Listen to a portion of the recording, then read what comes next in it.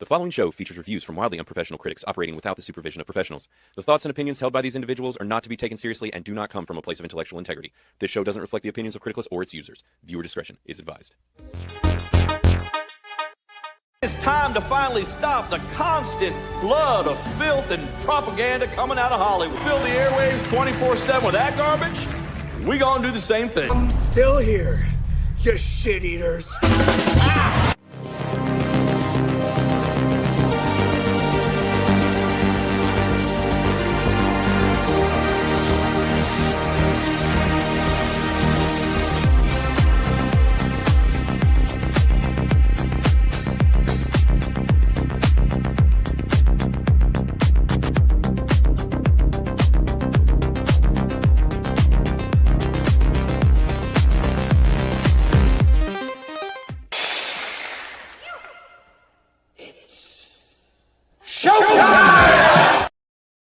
What's up? What's up? What is up, everyone? Hello and welcome to another episode of Criticless Cast Unhinged. We are back in the new setting, and I brought the boys this time. They're here. The squad is here. Now, granted, I think it might have been my wife that brought everyone in last week. So we'll see. You guys show them that you want the fellas here too. It's not y'all just didn't come from my smoking hot wife. So yeah, today we are going to be talking about Willow, the Ron Howard film from all the way back in 1988. I have a fun fact about this movie, actually, once we get into things. And also, we are planning on talking a little bit about Good Luck, Have Fun, Don't Die, because Chris and I actually saw it several days ago. I was supposed to have a review live. I didn't do that. And so that will hopefully happen at some point. But either way, you're going to know my surface level upfront thoughts as well as Chris's. And then I think Matt is planning on seeing it in a few days. But before we do all that, I do need to introduce the usual Spud Specs. Mr. Matt, he's here. What's up, Matt? What's up, everybody? And you know what? If we don't get as many views as last week's, I might have to start showing some of my my business too. Right. Really help bring in those Y'all views. should both probably show some cleavage and Next get a lot time. better. I'm normally pretty conservative, Right. Crew collar, but you need to bring next time I'll do those deep V necks. Mhm. Hell yeah. Really bring in the heat, the deep V necks. Deep for those V. who know what I'm talking about. Right. Those 2000s hipster vibes. Yes. So yes. and Matt is finger blasting today. I am not. Last week was insane trying to figure out how to control the cameras in this room and run the stream and keep up with the it's sitting in this chair as well. I felt like freaking some kind of dude at a cockpit. Mhm. So, yeah. Speaking of cockpits, Chris is here. Hello. Greetings. Yeah. I will, if Matt's doing the deep V, Yeah. I'm going to have to unzip my pants or something. I'll handle the pants portion of it. Mhm. Yeah. Bring it in. Yeah, and which actually brings me to a point that we are going to talk about on actually Culture for Boomers. Oh, yeah. He's trying to push a movement, for men to be able to expose. I mean, women are allowed to expose, so Yeah, why true. should we Yeah. just be restrained all of the time? Yeah. I mean, maybe show people what they really want to see. You know what I'm saying? It's equality, man. That's what we're looking for. We're looking for equality. Yeah. I'll get some. I might start showing some ankle too. You get real crazy for you Listen, guys. All right. Let's calm down. You want to make the ladies, you know what I'm saying? Drip. Yeah, true. Yeah. You want to make them do that? Then I show felt them gross people. saying that. That's what I've heard. That's what I've heard from the ladies. Is they're all about the calf muscles and the ankles. That's right. Apparently, I didn't Dude, know that, but No, it's true. All right. So back when I used to have the landscaping company, I used to sometimes wear shorts. Most of the time, it was when I was doing mulch or yeah, heavy stuff, not when I was mowing and whatever. And I had a lot of customers that were old ladies, and they regularly hit on me for my legs. So apparently it's an old lady thing too. But I do see. So yeah, y'all let us know as far as sound goes. I see JB sounding like I'm possibly sounding different. Maybe not. This setup is gonna have to get some Tweak it. some fine tuning. Yeah. My mic is plugged in and on now. Yeah, I was about to say I was just checking the settings Right. down there, and it looked like there was. Right.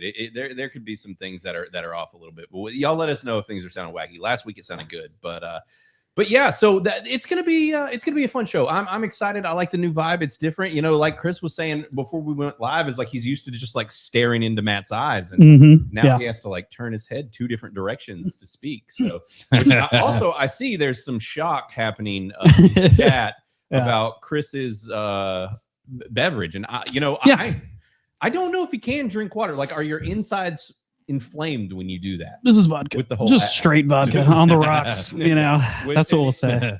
If you know Chris, he would not be opposed to doing that. No, so it's you like that splash of cranberry. True, because I'm a basic bitch. Yeah. But this could be if this was tequila, 100% straight. Obviously, don't need to mix that with anything. But as long as it's the good kind of tequila, not the sugar forward one. For sure. Exactly. Okay, yeah. So some reverb. Yeah, it could just be the sound in the room. It's a little echoey. Yeah, this room is slightly, with how I've had to move things around, there's probably some echo coming off of something. So we probably just need to put up some more sound dampening stuff in here. Dixie really doesn't like it. Dixie, I know Dixie can't. He can't handle the game. Sorry, Dixie. I really am. I'm sorry about that, but that's just how it goes, you know. But listen, guys, I do think, you know, as I mentioned, we're going to be talking about 2 movies today. Not as much about Good Luck. We'll just be priming y'all. Obviously, Matt hasn't seen it, and all of y'all will want to. Yeah, I don't want any spoilers. I'm trying to go in as blind as I can with it. I have a feeling you guys liked it, but I want to go in like we're seeing it Monday, not knowing. So I'll try to go as blind. Yeah. We'll be surface level on it for sure, because I don't want to spoil it for people too, but I do want to push people to see it just with everything surrounding the film. Yeah. So we'll get into that in a little bit, but I mean, everybody knows what you all, you know, what the fans come here for, what everybody really wants to see, and it's pretty simple. It's culture for boomers.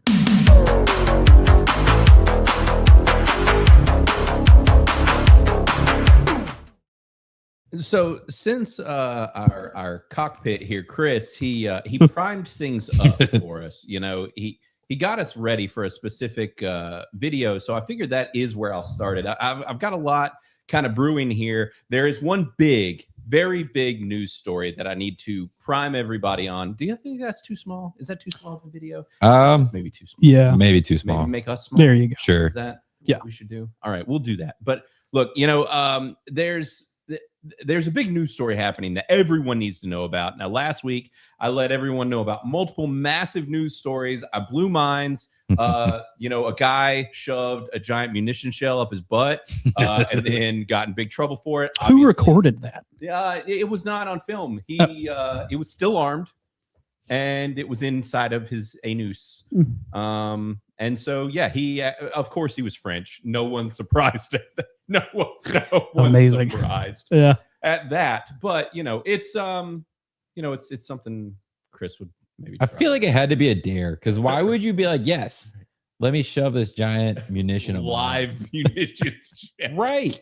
Like, that had to be a dare. Well, and the best part is that he literally got like arrested and is getting like federally charged because it was live and it could have went off.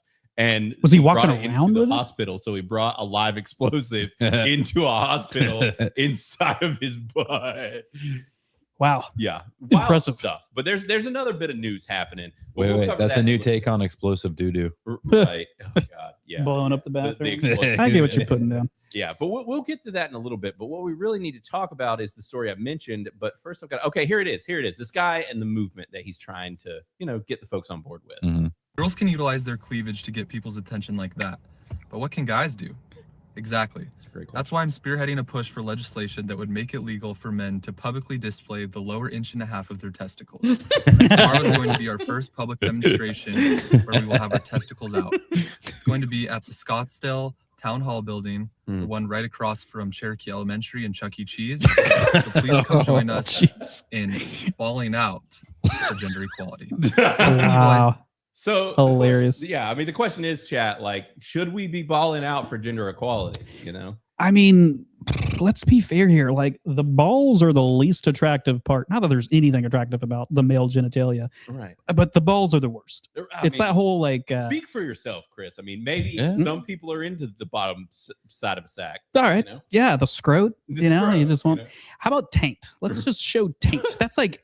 What do you do? Just crab walk around? Like, it's like you're just walking around perennial sunny. You know what I mean? Right. Because the only cool thing we could actually do is helicoptering. Right. Oh, and true. that is not what he's talking about. If you're just talking about the tip of the balls, I mean, that's not that entertaining. No, it's not. It's not. So, Yeah. which, listen, I get it. He's just trying. He's trying to make waves here. He's trying to call light to a serious problem. Ladies have cleavage.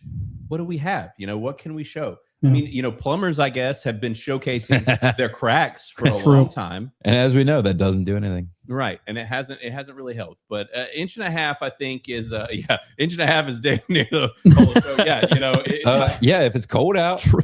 Think about trying to do that when it's cold. Yeah. That is true. Yeah, right. You're gonna have to really have like some specific clothing to adapt to the shrinkage. Right. Yeah. You'd have to think about the clothing we'd have to like create for this. Right. What are we gonna do? Like go like 90s and have like a clear pouch that we can just like rip up in the flap, but it's just like our balls. Like there's like a little sock for the penises. Right. The peni. Penis. Yeah. This is my new career path. I'm gonna design and manufacture scrot showers. I don't know. What do you call them? What's the name for it? We need a good name for them.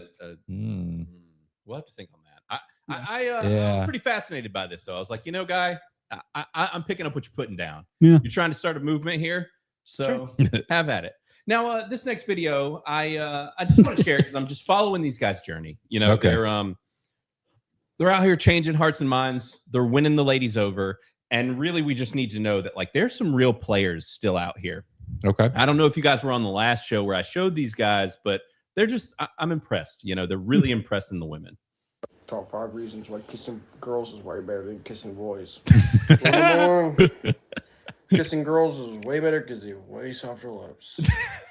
That's true. Anytime we kiss girls, we realize it is way better than kissing boys. And no, we don't kiss boys at all. Number 2, cancel us all you want. Kissing girls is way better because they are pretty.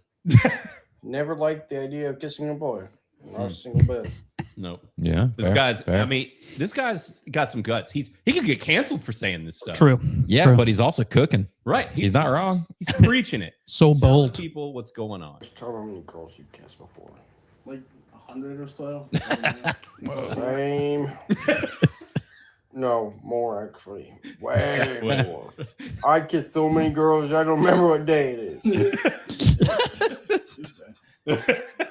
Tuesday. Sorry, I'm faded too. I just been drinking Red Bull and kissing girls. Nothing really to it. And yes, I don't care about anybody has to say about anything. Mm-hmm. All of you mother truckers can screw right the heck off before I get pissed. Mm-hmm. So Top 5 reasons. the real question is like, I know that this is 2 of you guys in our chat. Like this has got to be at least 2 of y'all. Y'all just go ahead and own up. Like, look, I'm trying to put a spotlight on you, so just go ahead. Just trying to be inclusive to the community, guys. Yeah. Right. So y'all just let us know. We're just trying to do God's work out here and draw some light on your game because these guys are spitting facts. They're bringing in the ladies. True. And I just want to support them. Yeah. I've been watching. There we are. Last time I saw their video, it had like 700 views, and I was like, these guys are going to be rock stars. Right now, 28,000 likes. These guys they're blowing up. Good for them. They're getting there. Right. Dixie's like, I only heard 2 reasons. Listen, there are 2 reasons that mattered. Wow. There are 2 reasons that mattered. Sounds like 2 guys who've never kissed a dude. Who am I to say? Yeah, it might just be that. Now, have you guys heard of this new sport? It's basically they've decided. So, have you guys? First off, have y'all seen power slapping? Yeah, dude, that's great. I think so. Yeah, power It's slapping awesome. is dope. Yeah. Right? Like power slapping is where 2 dudes. Actually, and women. They Yeah. have a women's league. Yeah. And you just smack the shit out of each other as hard as you can. Well, there's a new sport. Now, that one, I think, if I remember right, is Dana White is involved with it to some degree that does UFC. Yeah. I think he is involved with power slap. Interesting. This new sport, I don't know if Dana's involved with it, but if he's not, he should be. And this is like football adjacent of a sport. Mhm. And it's a wild concept. I support it. Okay.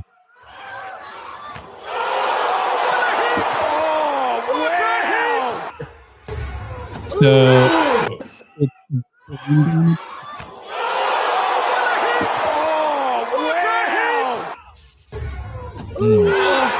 Did you see right there at the end? There's an explosion of sweat when they make contact. Yeah, it's a full airburst. It might be too small for you two to see on the screen that we've got set up, but I mean it just literally explodes. It was right in that moment when I was busy watching the one guy fold in half. Yeah, dude, the folds are the best. Did you see it? Yeah, look at him folding in half. Oh yeah, he just crumble. And this right here is a mist of sweat up in the air. This is a sport that really needs slow-mo. Right. I want to see slow-mo head-on-head connection. Yeah. Sweat flying everywhere. Yeah. I mean, it's pretty awesome. I'm all for watching idiots knock the shit out of each other. Yeah. Whether it is power slap, whether it is whatever this is. Mm-hmm. Like, now granted, I feel like they're just teeing themselves up for some type of legal thing. I don't know what it would be. Someone's gonna die. I feel like they're probably like, hey, we're gonna make you sign the most intense waivers ever. Being like, this is the dumbest sport ever. You will have brain damage from this. Mm-hmm. You're doing this at your own risk. Yeah. Have fun. Yeah. That's what I'd sign the waiver as. I see Mo in here. Mo, have you watched like a full match of the slap fighting or whatever it is? I haven't seen it, but I want to see like a whole slap fighting. Yeah. that should be the league for like the gay men, right? Yeah. Let them do slap For fighting. sure. Just anybody that wants to do caddy. We'll call that caddy slap fighting. Very nice. And then we'll have like the hard. Yeah. Man go either way. Man slaps. Yeah. But there's also because real men hit the hard. women's men slap. Because dude, the chicks, man. I wouldn't want to get slapped. Holy shit. No. Watching those chicks slap is wild. And I see more of you guys popping into the chat. What's up, everybody? I see Cole Hauser in here. What's up, homie? And yeah, I saw a clip from this recently, and then I actually ended up showing it on Bro Science the other day because obviously got to show that. Yeah, on Bro Science. For sure. But and I do know that we have some foreigners in the chat. I think that I saw Banjo for a quick moment in there, and I know some of you other guys are from other countries and whatnot, and there will be some lingers and lurkers. But there, I saw this clip, and it really hit, and it just gave me a nice laugh.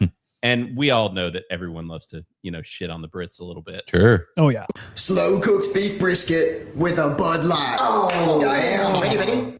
Tacos and Coronas. Bravo. Pizza and Peroni. That's a good one. That is a good one. No one has mentioned a nice warm ale with some beans. Fuck you.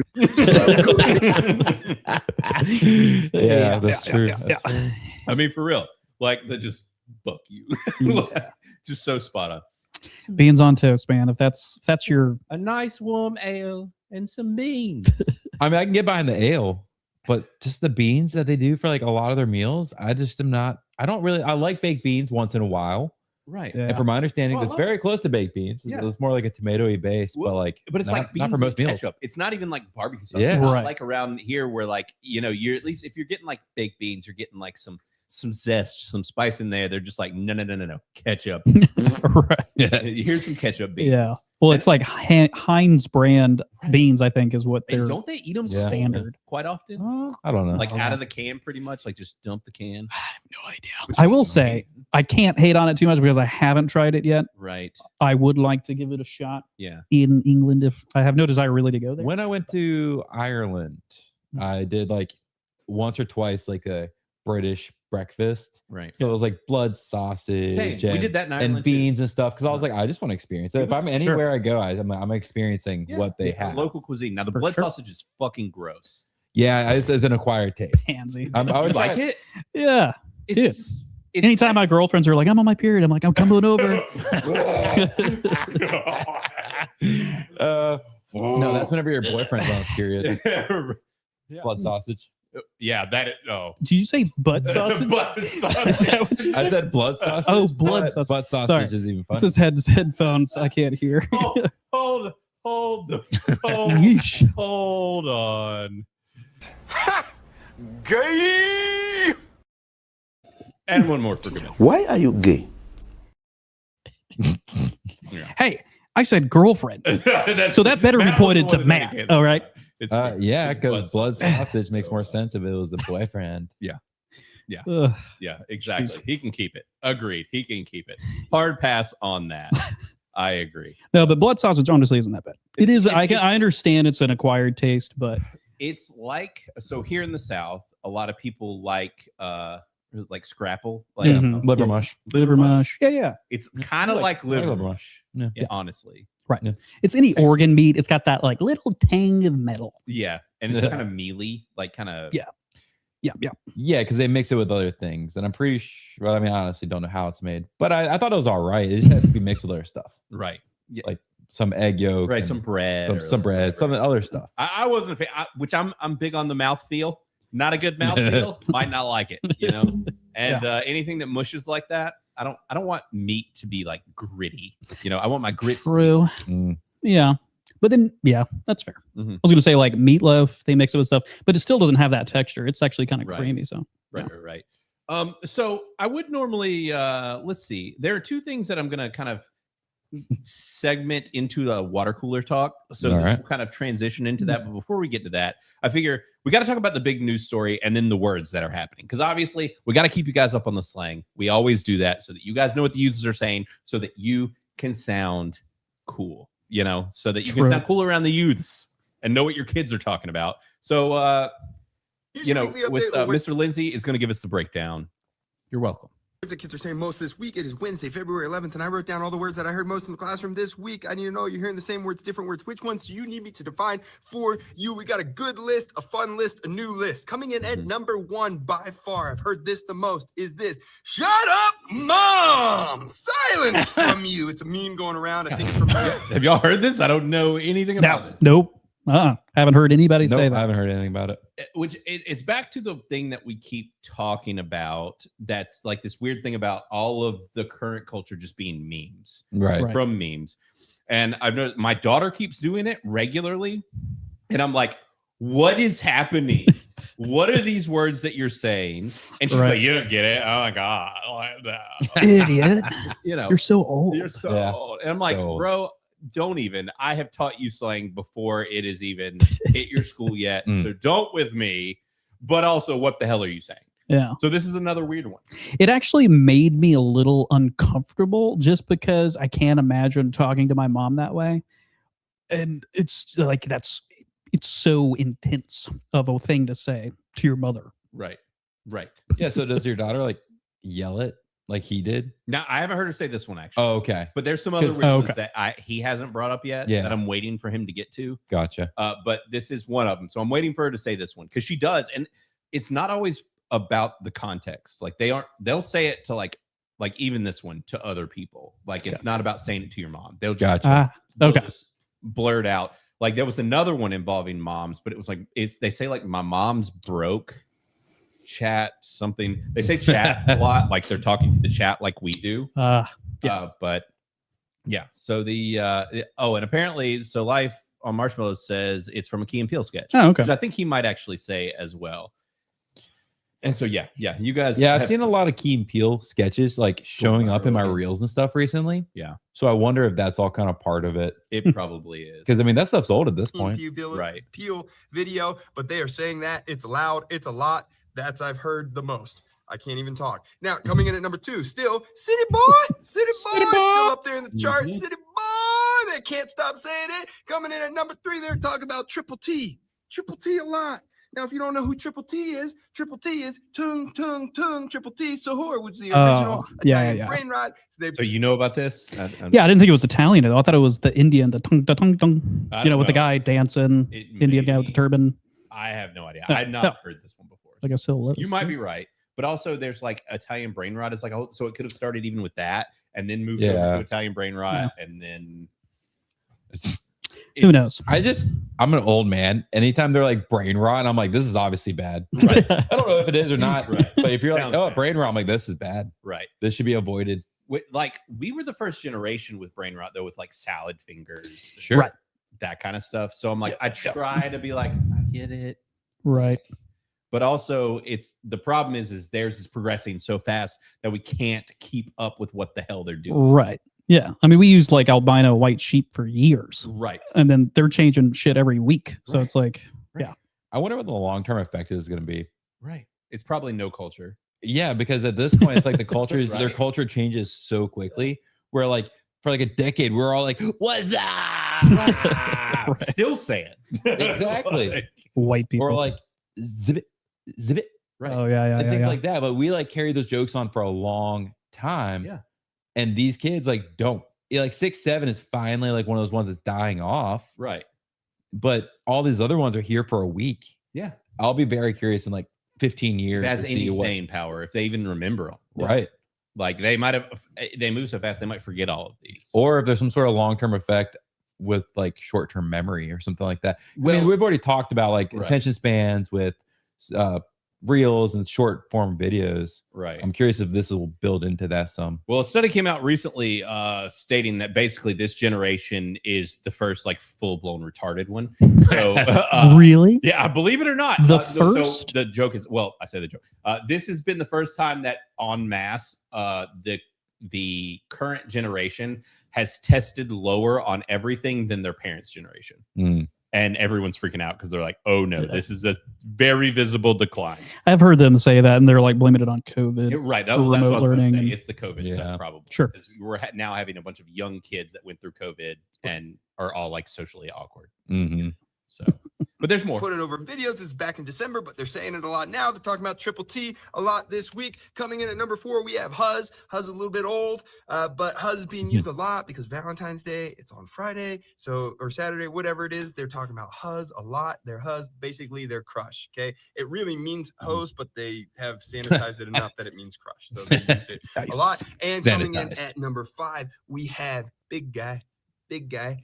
Big Guy. Big guy, big guy, big guy. It's from the SpongeBob movie. There was Y'all know that one, right? Like big guy pants okay. Like it's a song. Yeah, I think I've heard something It was from the along recent those lines. SpongeBob movie, but it's yeah, I'm not familiar with that one. It's can't remember her name. One of the rappers. Yeah.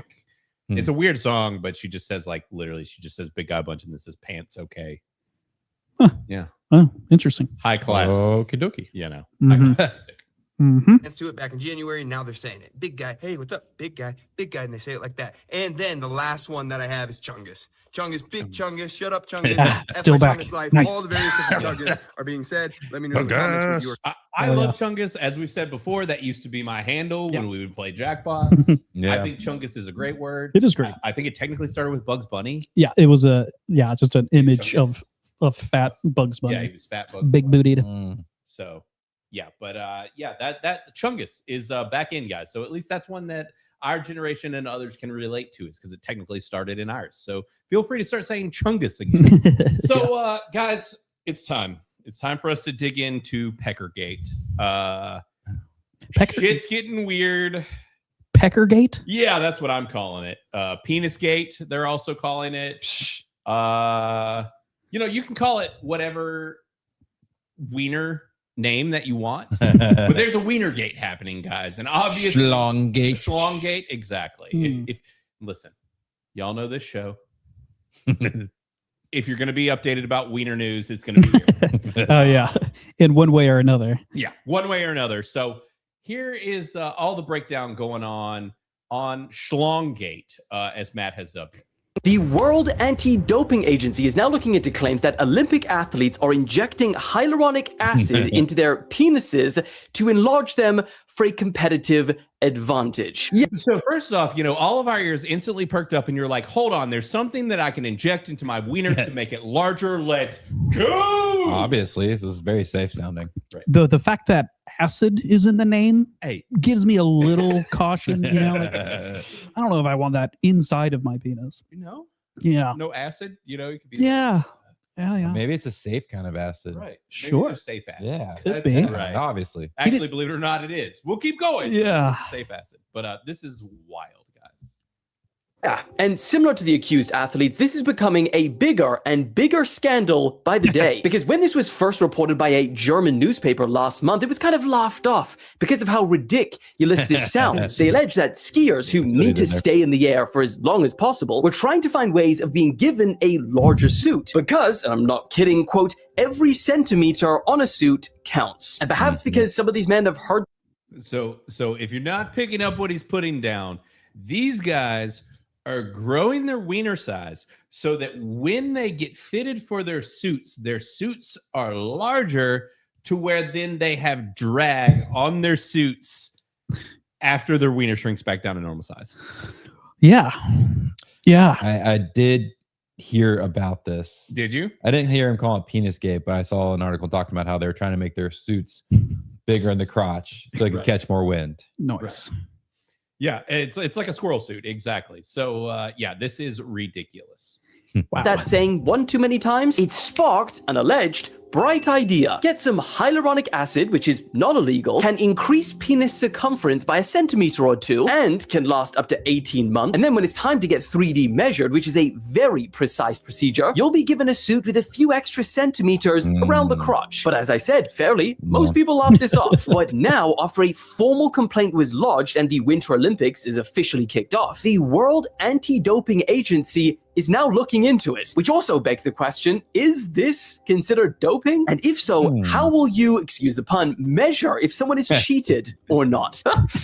Good luck on that one. So the solution to this is to just cut out the penis of every suit. Right. Just let them flap it in the wind as they're flying through the air. Flapping the wind. That way you don't have to worry Or about it maybe, anymore. I mean, we should just bring it back to earlier and maybe just the lower inch Just the sack. for that yeah. drag, you know? I think it would be more fun to see just penises I flapping mean, through that the is air. absolutely Yeah. true. And that's some drag, you know? Well, it depends. Depends And on if you the- injected acid into your penis or not. Right. But I mean, so first of all, like I've never heard of this injection, but obviously now that this news is out, people are going to be ordering it. God. It's not illegal. Ooh, invest in hydrophobic Yeah. acid or whatever it's called. That's you, Chris. Yeah, true. I am You are hydrophobic. hydrophobic. I don't know what he said. I can't read through my ears. I hear you. What are we doing? I don't listen. I keep you guys on top of the news. Yeah. This is the news. You got to know what's happening in the world. You know what I'm saying? So yeah, this is wiener injections are all the rage these days. And see, this chick, her video also got some Size views really here. matters Yeah. in ski jumping. So See, she called it on the screen. It said penis gate. Is what it is. Oh, okay. I like pecker gate. You know.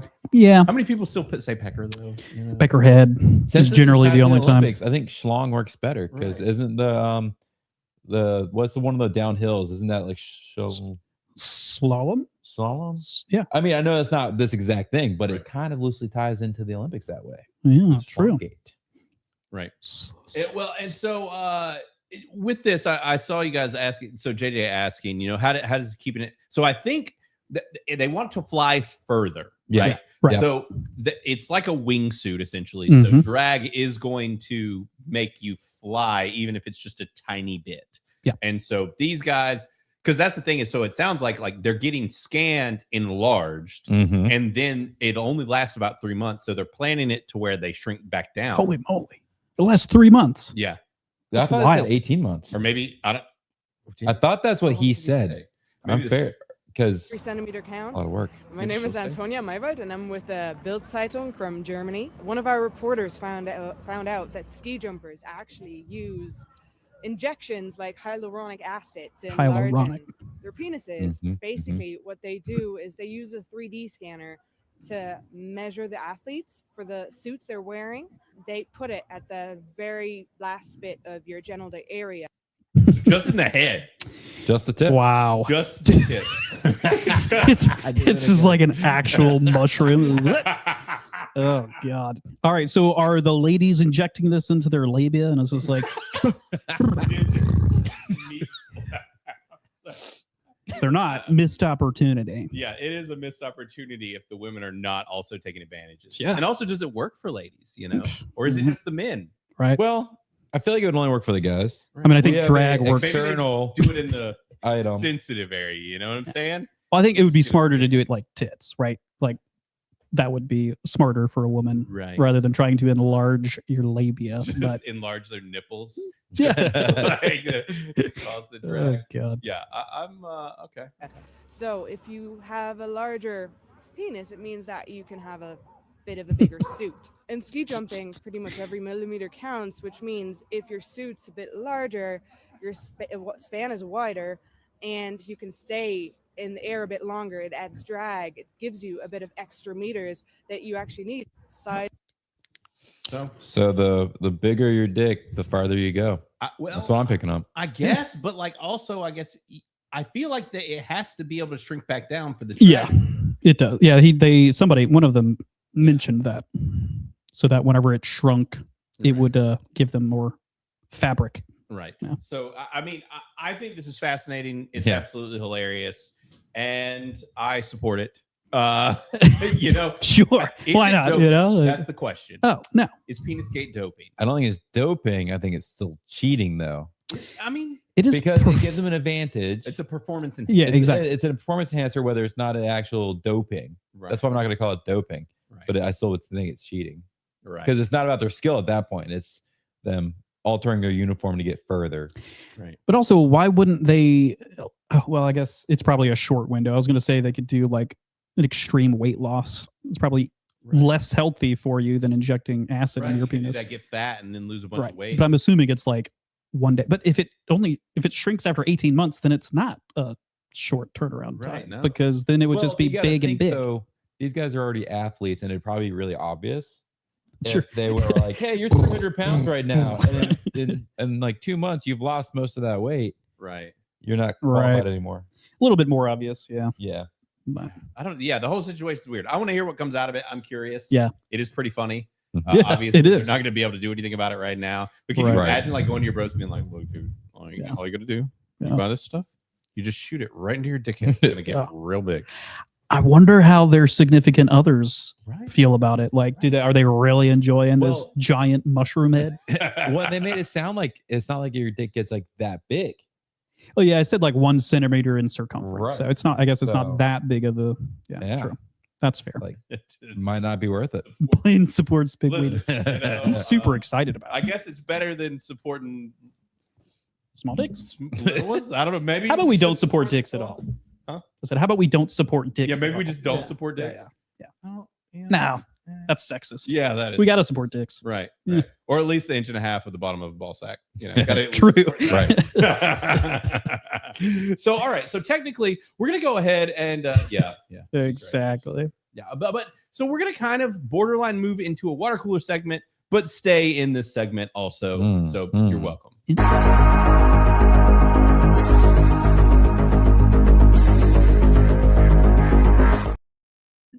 So really quick, I did want to just bring this up because water cooler wise, a lot of people are talking about the new Game of Thrones show. We have talked about it on this show. Have you guys seen A Night of the Seven Kingdoms or Night of the Seven Kingdoms? Chris? I mean, I have not. Neither of y'all. I didn't even know it existed. I literally have never even heard that name. Didn't know there was a new Game of Thrones show. No, have not heard that title. Well, let me tell you this. First and foremost, it is absolutely fucking phenomenal. Oh, really? Like, when I say phenomenal, it's really, really good. Like, way better than House of a Dragon. It's very, very good.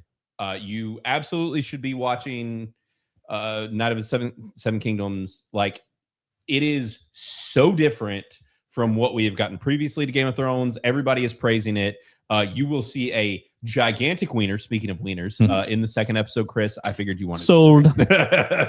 I'll be watching that tonight. No, but it's so the interesting thing here is that Game of Thrones kind of subverted expectations, really kind of changed the future of fantasy because they made it almost too grounded, where it got dark. It took away. Typically, up until then, fantasy was a lot of hope and of heroes' journeys and more positive. And Game of Thrones kind of subverted all that, which we all loved, and did the opposite, right? Well, this is surprisingly enough in the Game of Thrones universe, and it is actually bringing fantasy back to its roots.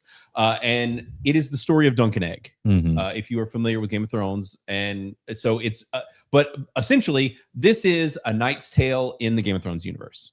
Oh, nice. Yeah. Love that movie. Yes. And it's about a jousting tournament. It is about a knight's tournament and about a young man who's, working his way up. He's a hedge knight. He's the hedge knight. And I think I might have actually seen something about it, but didn't know what it was. So you should be watching it. It's fantastic. I think it's currently the best thing on TV. So I absolutely recommend checking it out. But why I was talking about this and why it is technically still connected to the previous segment is they've been doing a lot of press. The two actors are fantastic.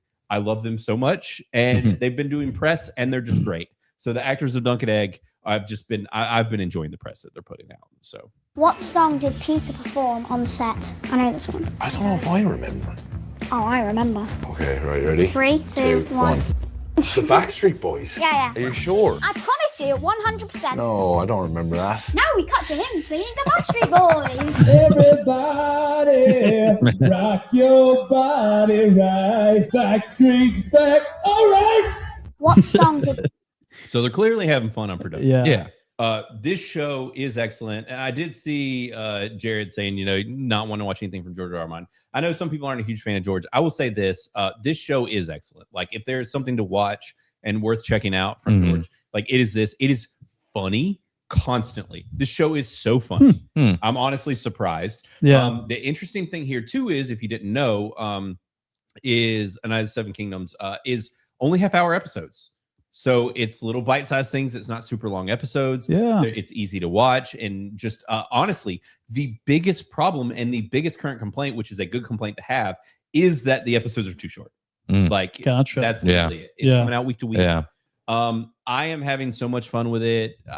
I was hooked from the first episode. You will see something you have never seen in your life, which is a dude shitting, standing up. Seen it. Well, we have. You and I have, technically, in person. On TV. I've never seen anything quite like this on TV. Sure. It's like, do I want to see that? Yeah, right. You say that. It's hilarious. It comes out of nowhere. They even literally in the first episode, like, crack a joke about the original Game of Thrones in the first episode with the Game of Thrones theme song, and then following up with someone taking a shit. Like, it's like they are leaning all in. I know, J-Doge. I'm not convincing you. I promise. Like, I know that people were really weird after the first episode because it caught them off guard because of the shitting scene and some of the other stuff. Because honestly, that's between like the shitting scene and then there being like a gratuitously large dick in the second episode. I was like, I don't really want to watch either of those things. Right. So then I know people are like, oh, it's really good though. I'm like, but you haven't sold me in any way. It's all played with humor. So like, the big schlong, the shitting, like, that's the fun thing about it is that it's all just leaning into like humor kind of the time, like with the shitting, like, because apparently like one of the big things is that people were regularly having to shit standing up apparently in that time period, and like where were good places to use the bathroom and how hygiene was back then and all of that. Like, just so the creator, the showrunner was just like, I like jokes, I like humor. Like, how can I make fun of this time period? Again, not selling it to Matt right now. Not sold. Right. And it's interesting though too, because like we're getting all of the houses from all of the previous Game of Thrones things, and you're getting, some of the more obscure houses and a lot of the knights from these houses and royalty. And so they're planning on going all in with this show. Like, if it does well, they're planning multiple seasons. And yeah, I think I saw an article and they said he wanted to do like 15 seasons, right? Something like that. But like bite size. They're already filming season 2. And they can really take this all kinds of places. But I think that this first season just involves like the tournament and kind of how he became renowned as a knight. And I'm really, really liking it. So, because if I remember right, Egg is Daenerys's like great grandfather, right? And kind of brings the Targaryens like into their like power, if I remember right.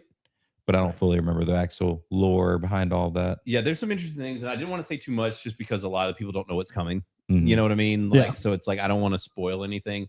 And obviously some of it is in the books as well. But yes, like she said, I'm using the most extreme jokes in it, but it's all like kind of shock factor jokes that are fun.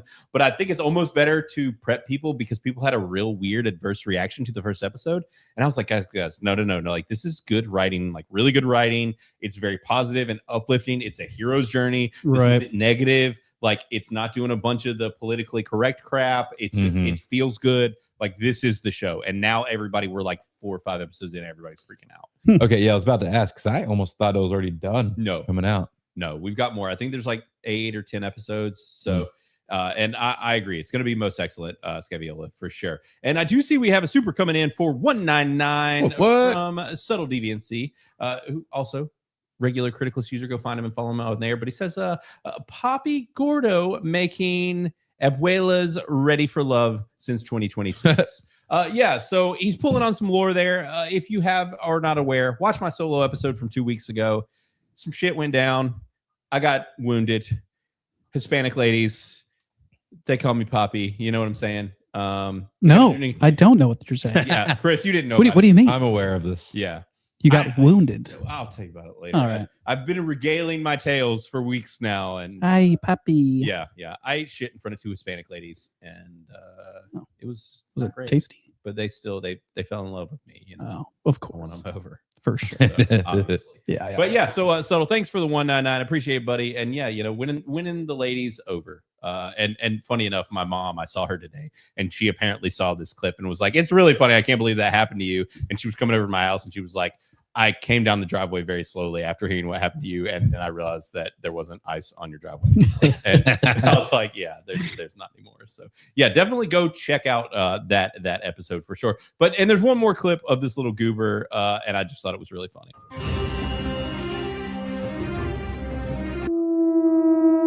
The kid is an excellent actor. Yeah, he's doing a great job, and I'm loving all the press that they're doing now, and the fact that this show's kind of blowing up out of nowhere. One last thing I wanted to bring up really quick. Don't want to make this segment too long, considering that we're technically talking about 2 movies, but they've made some news, and I wanted to bring it up. So, did y'all hear that they have they're bringing Top Gear? So, did either of you guys or anybody in the chat, y'all let us know? Did you guys watch Top Gear, or were you a fan of Grand Tour back when it was on? Either of you guys? I've seen a few. It's not like a regular thing. I didn't watch the whole season or anything like that. Right. Yeah, I've seen an episode here or there. I've never sought it out or been a diehard or anything like that. Mm-hmm. Right. Well, Grand Tour was the continuation of Top Gear, and so Grand Tour is now technically done, or was, and yes, agreed. Clarkson's Farm is a 100%. It's phenomenal. One of the best shows on TV, which is where Jeremy Clarkson has gone on to do. But all the original guys from Top Gear have pulled out. Everyone missed this little piece of news, but me, and keeping everyone abreast with the news and the TikTok news especially, and the fact that this is someone that I let all of you guys know about a bajillion years ago is now going to be a co-host of Grand Tour. So someone that, this is what I keep being right, guys. I keep telling y'all about this shit, and I'm like, this person's going to blow up. It's going to be big news. And this is another one. Are you guys remember or are familiar with the train guy on TikTok? Do you know about the train guy? Oh yeah. You know about the train? No. He's super wholesome. Super just wholesome. Loves trains. Quite possibly autistic. Not quite possible. It's 100%. 100% autistic. Yeah. If you love trains, you're autistic. I think that's almost like a requirement. That's how they make the spectrum. How much do you like trains? Right. That's the spectrum. Where on the train scale are you? That's how much on the spectrum you are. That's a good point. So this guy, he's a real goober. He blew up on TikTok. This video has 28.1 I can't quite believe this. views. This goober won over hearts and minds, and they have now cast him as one of the co-hosts for Grand Tour. Nice. I mean, but the question is, does he actually like cars? So that's the thing is, interestingly enough, boxcars. Which I mean, listen, it doesn't matter if he was or wasn't. Now that he's on a car show, he will.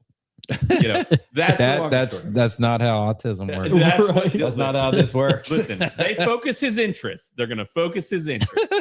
But honestly, no, a couple of months, actually like a year ago, I saw him. He started posting some car content and was making a little European rice burner, which was very interesting.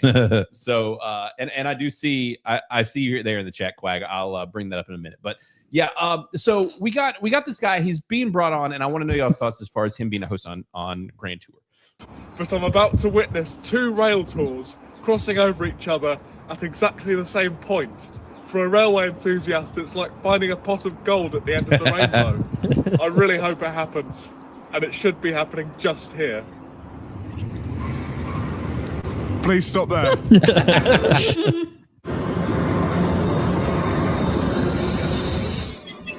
Oh no. I'm not going to be able to see both. So this view is also what made him famous. It's the best view. This view and his laugh when it happens, and how joyous this man is. Now, I will say this. If they do not use this fucking view on Grand Tour, if they don't have a camera on this man's head, I'm going to be mad. Yeah. So be a huge missed opportunity. Giant missed opportunity. So just going to say that.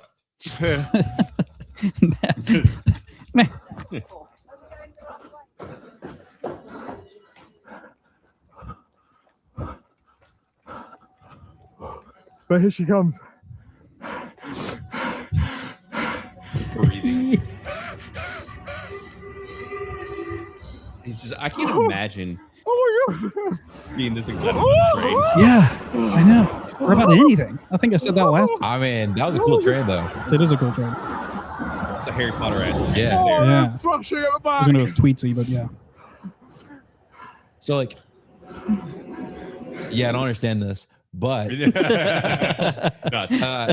the first train is boring. I mean, the second one, I think it's theme train, Matt's like cool. from one autist to another. I don't get this level of autism. I don't get this. This is not entertainment. Whatever. So we know Matt is on the classic train spectrum. Let me see here. You call your friends retards when they're acting retarded. Exactly. Yeah, exactly. So Matt doesn't get it, but the train guy. He's going to be the new host. I think it's hilarious. I think it's fantastic news. There were people that were just like, what? I'm kind of with the people like, what if he's not into cars? Yeah, so because that's the thing. From my understanding, Top Gear, they were all gearheads. They all love cars, and they were all good buddies. Right. So that's kind of where like the trio worked. So they've got two other guys that are buddies that are from a popular, like high-end YouTube like car channel. Mhm. So they've got those two guys coming in, and then he is going to be the kind of third wheel. The conductor. The conductor. Hey. Yeah. But it is funny now we're reaching this stage where we're seeing content creators starting to like get these different jobs and like, these gigs that you wouldn't have saw coming. Well, the thing is, this has been they've been trying to do that kind of stuff for actually a long time. Right before COVID started, Blaine, you might remember this. Do you remember there was that streaming app that came out where they specialized in like 5-minute videos? Yeah. Mm-hmm. And the way they were going to do that was all these like YouTube streamers. And then they got screwed because COVID happened. Yep. And it messed up their whole model because no one gave a shit about short form. Yep. And then eventually that was bought out by Roku, I think. And Roku tried to keep it going. But it was like Punked. Yeah. And they brought a bunch of stuff like MTV Cribs, but like not MTV Cribs and stuff like that. But it was all these like streaming celebrities. Yeah. Mm-hmm. So this is, I'm glad to see they're still trying to do it because it makes sense. It's smart. I mean, these people have built-in audiences. Right. Why not capitalize on it? The only thing that I see is that like I feel like streaming or even like YouTube and stuff is probably more profitable than doing some BBC show. I don't know how much they get paid, but you know, it's kind of like the train guy probably makes as much money as he's going to make on this show, but like, I could be completely wrong. I have no proof of that. The content creator world is weird, especially if you've gotten big on TikTok. He has pulled back on TikTok because he's been getting other deals. Actually, recently they did one of those things where he did a 0G thing where he was like going into zero gravity. Oh yeah, this guy. Train guy. That'd be fun. Train guy. All right, so then he's not all that. everywhere. Yeah. Sure. Yeah, he puked a lot. Yeah. But so the money though for being a content creator can be really weird depending on what platform. So like YouTubers tend to do better. TikTokers can struggle depending on where your niche is. Sure. It just depends. So like this guy, it was clear he made the pivot. Smart move. He got hired for this massive Amazon TV show. So like, great, good for you. Yeah. But so I'm curious to see how this shakes out. Curious to see what people think. It's going to be weird without the OG trio. I hope that maybe they bring them in like a little bit or something. But if you're not watching Clarkson's Farm, which is where Jeremy Clarkson has gone after what is it? Not Top Gear, but Grand Tour, which is the show that they're going to. It's fantastic and one of the best things on TV. Yeah. So it is good. Now, I mean, yes, it's about farms and farming, but also it is like it is the most anti-government thing I've ever seen in my life. So I support it 1000%. Yeah. Well, especially the English government. Well, that's what I was about to say, especially coming from a Brit. Yeah. And he has now become like a very vocal component in like being against the British government, which is like, let's go, bro. Right. Like, that's pretty cool. So, but I think we are going to move on and we're going to go ahead and talk a little bit about the first thing that we are going to be semi-lightly reviewing. So Chris and I are going to be talking about good luck, have fun, don't die. And we do have a super chat that I need to bring. Yeah. Thank you. Is that what you were going to? My tism was kicking in there. Yep, exactly. No, to bring that up, we got 10 from Quagmire. Thank you, buddy. We really do appreciate it. It says, I'm getting tired of Christmas Bale trolling. I love that you typed that wrong, buddy. That really made my day. Yeah. But I'm tired of Christian Bale trolling. So I'll be finding something else that we disagree on for next week. Nice. I like it. So, dude, Yeah. I love it, Quagmire. I can't wait to see what you come up with. I'm really excited to see what I get trolled for next. I'm always down for a new trolling. New studio, new troll. Right. That's right. You know, and it's funny because he's gotten the Batman conversation happening on like every stream. It's happened on Film Threat. It's happened on Monday Hangover with Drunk 3PO. It's happened everywhere that he goes. He just brings the Batman conversation. And then everybody's like, you hate Christian Bale? And I'm like, I don't hate him. He's just not the best one. And I have good reasons to think so. I still don't think he's the best. Oh, I thought you like actively disliked. No. Oh, okay. I say he's fine. It's kind of a Jaws thing, you know? Like, Yeah. he's fine. Sure. He's a 50%. He's a 50%. Well, I don't think there's like a bad Batman. No, there's not a bad. Not really. There hasn't been one I was like, this is a bad interpretation of Batman. Right. Because all of them are to some degree great at one of the two parts, being Bruce or Batman, or they're decent at both, right? I don't agree with that necessarily. I think the one that we just recently reviewed for Christmas. Oh, you don't like Keaton? I think I didn't like his Batman personally.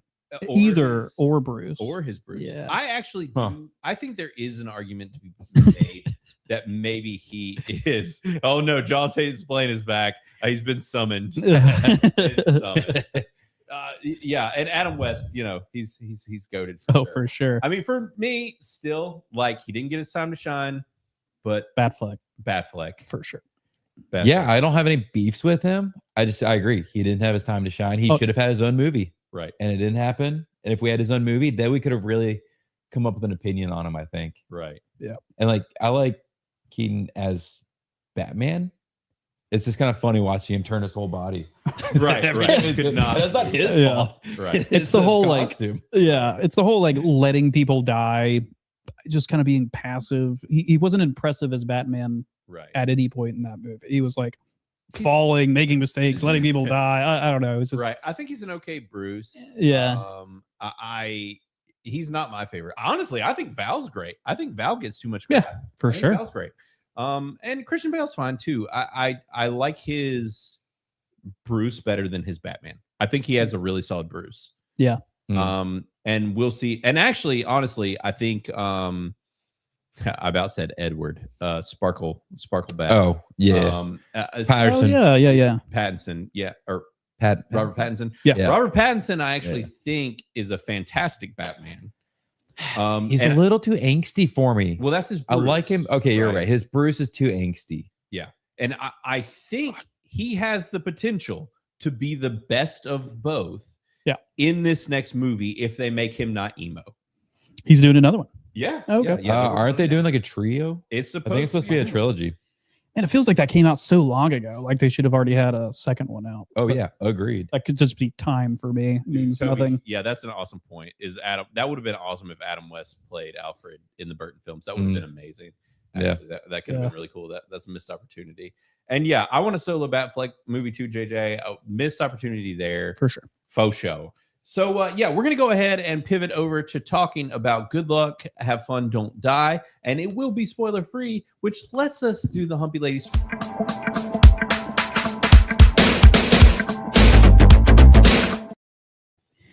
So this man, it's weird not having headphones on. We've had them on for so long. Right. So this movie, I got it really hyped up. Chris Gore and Al from Film Threat both were like backstage way before this movie came out on one of the shows that I was on, was like, y'all have to see this. It's phenomenal. This is like best movie of the year so far. Could be one of the best movies of the year. Al gave it 100% on Criticless. Holy moly. Yeah.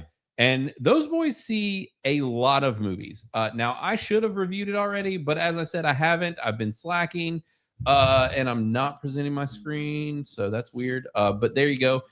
So with this movie, and maybe I should make it bigger. There we go. So we only have 3 people that have seen it so far. I want to make sure that nobody else has reviewed it. But the interesting thing is, so we got 100% from American Hero, and then we got a 50 from Movie Waffler, which is kind of, he tends to be all over the place. And these are all three, or no, two of which are critics that are verified content creators on the app. And Al, like I said, gave it 100%. And he said, best movie of the year, has something to say about humanity and our future. I agree that it definitely does have that. Chris and I have both seen this movie, and we're both going to kind of let you know our thoughts. But as I said, though, personally, I do want to encourage everyone to see this, because if you did not know, Good Luck, Have Fun, Don't Die is directed by Gore Verbinski. This is the dude that made Pirates of the Caribbean famous. Like, this is that guy. He makes awesome movies. Yeah. He, but interestingly enough, like he did The Ring back in the day. He's, I know That's crazy. He has done some his film catalog is an interesting one. Did he direct Rango? I was trying to remember. That's some diversity. He directed Rango as I well. love Rango. Like, Rango's great. Yeah, I was just watching that recently. Yeah, he's had interesting movies, but the other thing is, like, he's not done a ton of movies. He's just kind of had this interesting assortment. Now, one of his movies that I love that gets a lot of crap is The Lone Ranger. I thought The Lone Ranger was really fun. Johnny Depp. Still never saw that one. Yeah. You never saw it? I've been waiting No. forever. Disney Plus refuses to add it. They're ashamed of the movie. Yeah, I was about to say it's because they cast Johnny Depp as an Dude, Indian. it's not just that. They literally have Johnny Depp and freaking Armie Hammer. Oh, yeah. Right. No go. They're like, we can't admit that we made this movie with these two men. Yep, that'll never see the light of day. You'll have to go buy a used DVD or something. Yeah, VHS. And we have actually quite a few people who have reviewed that one on Criticless. People are all over the place with it. But I need to see it again. I might even just buy it. But I want to do it on this channel because it's criticated. Yeah. And I've just kind of been waiting. Yeah. But it's yet to show up on streaming. But Gore Verbinski has had a really interesting career. And it's I love a lot of the things that he has done. I love the Pirates of the Caribbean movies. And so when Good Luck, Have Fun, Don't Die got advertised, and I was like, Sam Rockwell, Gore Verbinski, he's like bootstrapping this film and like self-funding it, and had trouble finding a studio and all this stuff. And it's shitting on AI and like, let's go. Right. Let's fucking go. Yeah. And so Chris, I ended up snagging him a ticket when I was going, and because I knew that he loved Sam Rockwell. Yep. And it was an early showing on a Tuesday night. Yeah. And I was like, let's just go, because he's a huge Sam Rockwell fan. Yeah. And so Chris, give us your thoughts. And you were not as high on it as I was, but let's get your It was still a good movie for sure. I enjoyed it. It was a good time, fun, and I would 100% recommend going into this knowing nothing, because that's what I did, and that was the most fun part for me. Was you had no idea how absurd it was going to be. No, I knew nothing about this. I don't even know that I had. I think I had seen the title. I didn't know that even Sam Rockwell was in it. I think there was probably a poster at the movie theater or something. Like that. But And I probably brought it up on the show. Probably, very possible. But yeah, but it is a good movie. I enjoyed it. What score would you give it? I have been flippity flopping in between. It's in God, it's so hard. I'd probably land somewhere around like a 78. Okay. Probably what I would get. So still very good. Still a high score. Yeah. Yeah. It's just I don't want to like give away too much of anything, but overall it was enjoyable. The story was good. The premise has been done to a certain extent. There was some tropes in there that have been kind of overdone in my mind. Right, because so this movie is not only about AI, but it's about time travel. Mm-hmm. So those are the two components. If I were to give this kind of to give you a general idea of this movie, there was one film that I compared it to when we were at the movie theater, and you're gonna blank just like I currently am, which really sucks. Was it like 12 Monkeys? No, not a bad comparison though. There was a very weird film from a couple years ago, and it involved dildos being thrown at people. Everything Everywhere All at Once. Everything Everywhere All at Once. Good job, Chris. Thanks. So if you were to take Everything Everywhere All at Once and mix it in with like Back to the Future, and mix it in with Terminator, and some of these like time travel / AI films, like this is very Terminator adjacent in certain ways. Yep. So just to kind of preface what Chris was saying about not necessarily breaking a ton of new ground, right? But it leans harder into the anti-AI stuff, and it leans harder into than even Terminator, I would say. Yeah. Well, I mean, that makes sense because AI is so prevalent currently. And it's like if you ever watch the Super Bowl, for example, I was shocked by how many AI ads there were, whether they're ads promoting AI or ads created by AI. Dude, seriously. There were so many. But between that and like the gambling, I was like amazed at how crazy the ads have become. Right. So how did they say that they were AI generated ads? Like in the ad, it was like generated by AI. You could just tell. Oh, you could just tell. You could Okay. tell that they were Yikes. wildly AI created. Yeah, I gotcha. Because they were like, people cool this 10 stuff fingers. is. Yeah. Not necessarily 10 fingered, but it was like they super. I guess everybody has 10 people, and that's the normal number. I chose the one number that's the normal number. I'm an idiot. It's okay. Yep, 10 fingered. Right. Yeah. And funny enough, which I wanted to bring it up. I saw Subtle brought up Under the Silver Lake in the chat because that's what we did last week.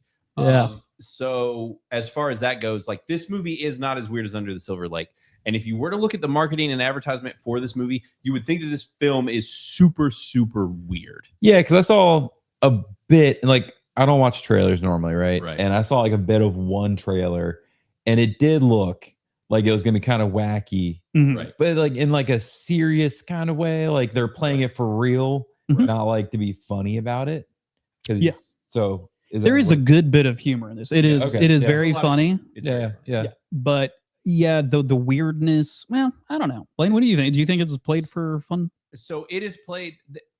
It's both. It kind of plays itself seriously at times, but it is definitely played for fun in certain ways. But I think that was the thing, is to add levity because the subject matter is so heavy. I will say this without getting into too much. They get into some hot button topics and make some jokes. Dude, holy moly. I almost got uncomfortable. Are we talking about like some dark humor? Because I love dark humor. This is the darkest fucking humor I have seen. Then this will probably be right on my. Well, it is a part, and it's not even played for humor. Right. It's just that it plays an important part played for humor. It's not to get a laugh. It's to like emphasize the current state of society in the movie. Right. So it's bringing up this very hot topic. Can we just say it? Like, I mean, I don't know. Yeah. I don't know that it really. Okay, yeah, I'll just say. So it's referencing school shootings, and it's just it's kind of a very like low, like there's not a lot of trauma involved with it. Like everybody's kind of just like, oh yeah, it was that. They play it in jest, which is very interesting, and in a very dark way, but also serious. It's really weird. Yeah, this movie walks a tightrope that most films can't walk. Right. Of making something look serious while also being like, we don't want to make you too super uncomfortable. We're gonna like laugh at it, but also like not even give a stance on like involving shootings and stuff like that. It wasn't commentary on weapons stuff, right? Like it wasn't any of that. It's more commentary on the government.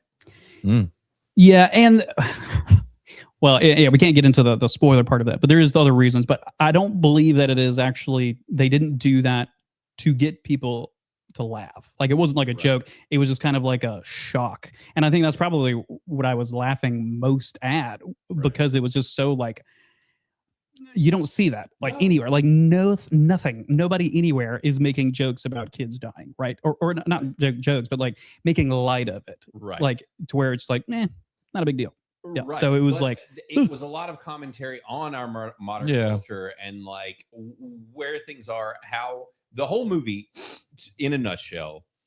Good luck, have fun, don't die. There is a serious level of humor to the film, but a lot of it is commentary on AI and about our current problems with AI. The other is about our hyper dependency on screens, and especially phones, and just not being able to stay off of devices and things like that.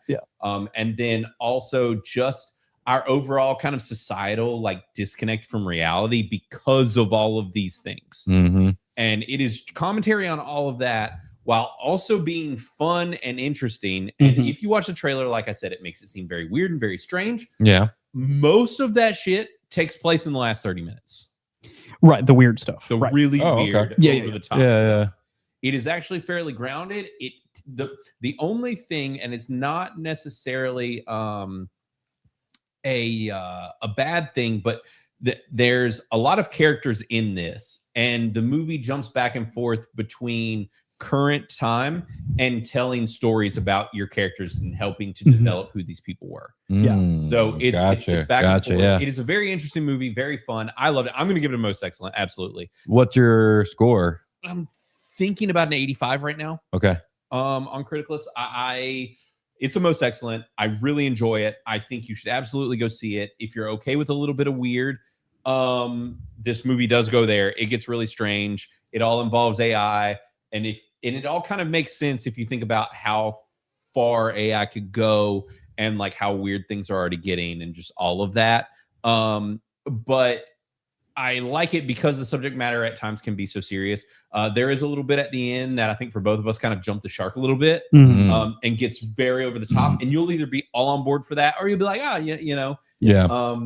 Okay. Well, maybe not. Yeah. I think that was your least favorite part was the ending. Yeah. Right? My least favorite part was some of the stuff at the end. Yeah. But also, like, I'm really curious to see where this goes. I hope the movie does well. I hope it makes money. I hope that Gord does more of stuff like this. It is the most creative, original, and that's why we brought up Everything Everywhere All at Once. Almost titles are kind of similar. Right. But the 3 commas of names. Right. Yeah. Like the titles have a similarity. There's just something about it that it does kind of connect to that. And then these other time travel / AI movies. I will say one thing that I do really enjoy or appreciate about it is that they aren't using a stacked cast of well-known Hollywood actors. I think there's 2 people that are like that.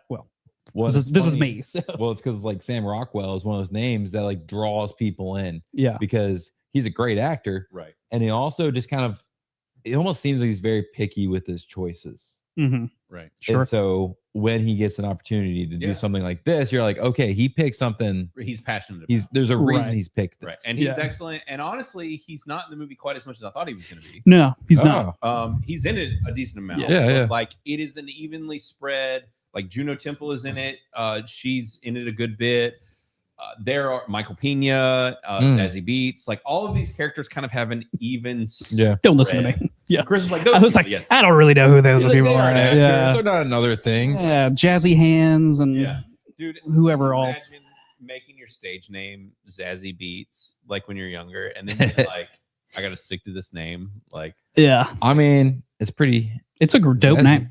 Right. It is a Zazzy name. It's very close to Zaddy. She's just, it kind of is. Yeah. she's cute. I like her. Yeah. But her hairy armpits and Deadpool freak me out. But and I think everybody did really well. Like the acting was great. I can't think of anybody that was like, meh. Could you? Anybody that didn't hit the mark as far as acting goes?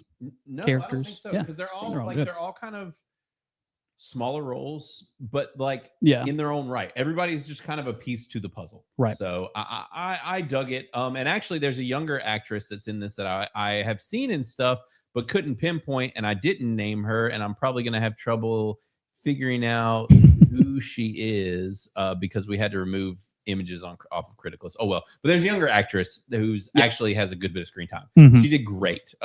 She did very appealing, nice to watch. I loved her. Yeah, same. Yeah, I thought she was good. But yeah, I'd say check this movie out. Go watch it. People are gonna, if you're adverse to super weird stuff, like if you saw Under the Silver Lake with us last week, it's not nearly that weird. The trailers will make it seem like it is. I brought up Everything Everywhere All at Once. It is not that weird. Not even close to that movie. No. Like I said, most of that stuff is backloaded at the end of the film, and it gets a little wild, but it's fine. Like this is a very interesting. If you like time travel, if you're worried about our AI future, if you like to see someone very comfortable with shitting on that, check this out. It's a good time travel movie. It's just like Chris said, it's not necessarily breaking a ton of new ground, but the commentary that it makes is good. Yeah. I mean, it's true. It's true commentary, right? In my mind, but yeah, it's just it has been done before, and it's as far as the commentary goes. Right. The movie is great, though. Yeah, still enjoy it's it. Good. So go check it out. I recommend it. We had fun with it. I dug it, and go watch. Good luck, have fun, don't die. Yeah. And y'all let us know your thoughts in Criticless, and I'll be dropping a review. Hopefully tomorrow, maybe Saturday morning. I'll be recording it stuff tomorrow. So Nice. we'll see. Nice. And I'm guessing Bob, if y'all don't follow Bob, you should follow his channel and what they do over there. But I'm curious to hear his thoughts if he does end up going to see it, because I love Bob's reviews too, and he gives us some good thoughts on things. We tend to be fairly close-ish. We don't tend to deviate too hard on stuff, but Bob's got some good opinions on movies. But anyways, the great thing is that I get to run the Humpy Ladies again because we're going to be talking about Willow, because that's what a lot of you came here for, is to talk about a retro old movie. Because you know what? A lot of people, with Willow, they come for the little people. Some might say midgets. And, they might come for... I'm coming. Oh, well, that's what I was going to say. Some of you might be coming for the 80-year-old women in a wet t-shirt competition. So,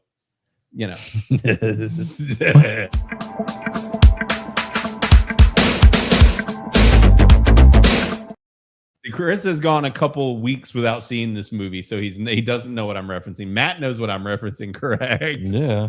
No, I watched it yesterday. Oh, you did watch it yesterday? Yeah. How did you not see the old ladies in the wet t-shirt competition? Did we watch the same movie? Yes. At what point? The end of At the end of the movie. It's like after the rain, credits? and all the old ladies are like, "Oh, it's so wet out here." Did y'all plan this ahead of time to fuck with me or something? No, you don't. You really don't. He's watched the edited version. You must I guess the 80-year-old women were in the rain. Yeah. Y'all planned this. Y'all are just fucking with me. Okay. Did I watch the wrong movie? I'm being completely. All right. So after, we can get into it. Yeah. We'll get it. After the castle and everything. So this is like the very, very end. Yeah, y'all are making shit. We'll talk about it. We'll get into it. All right. But yeah, so today we are going to be talking about Willow. A lot of you guys have gotten your reviews in for the film. And I said I was going to give a little tidbit of information about this movie, a little factoid, which, I find to be possibly, maybe not kind of sort of important. Not really. I don't know. I'm sorry. I blanked out for a second. I was trying to remember 80-year-old titties. Yeah. But so what did you say? We'll talk about that. Yeah. This movie. So the fun little fact about Willow is that me, the guy who owns, runs, operates, rather notorious film website. The very first movie I ever saw was Willow. Ever? You can remember? No, that? I don't remember it. Oh. My parents have told me this my whole life. Okay. Gotcha. So that's what I was going to say. So this movie came out in 1988, which was the year that Chris and I were born.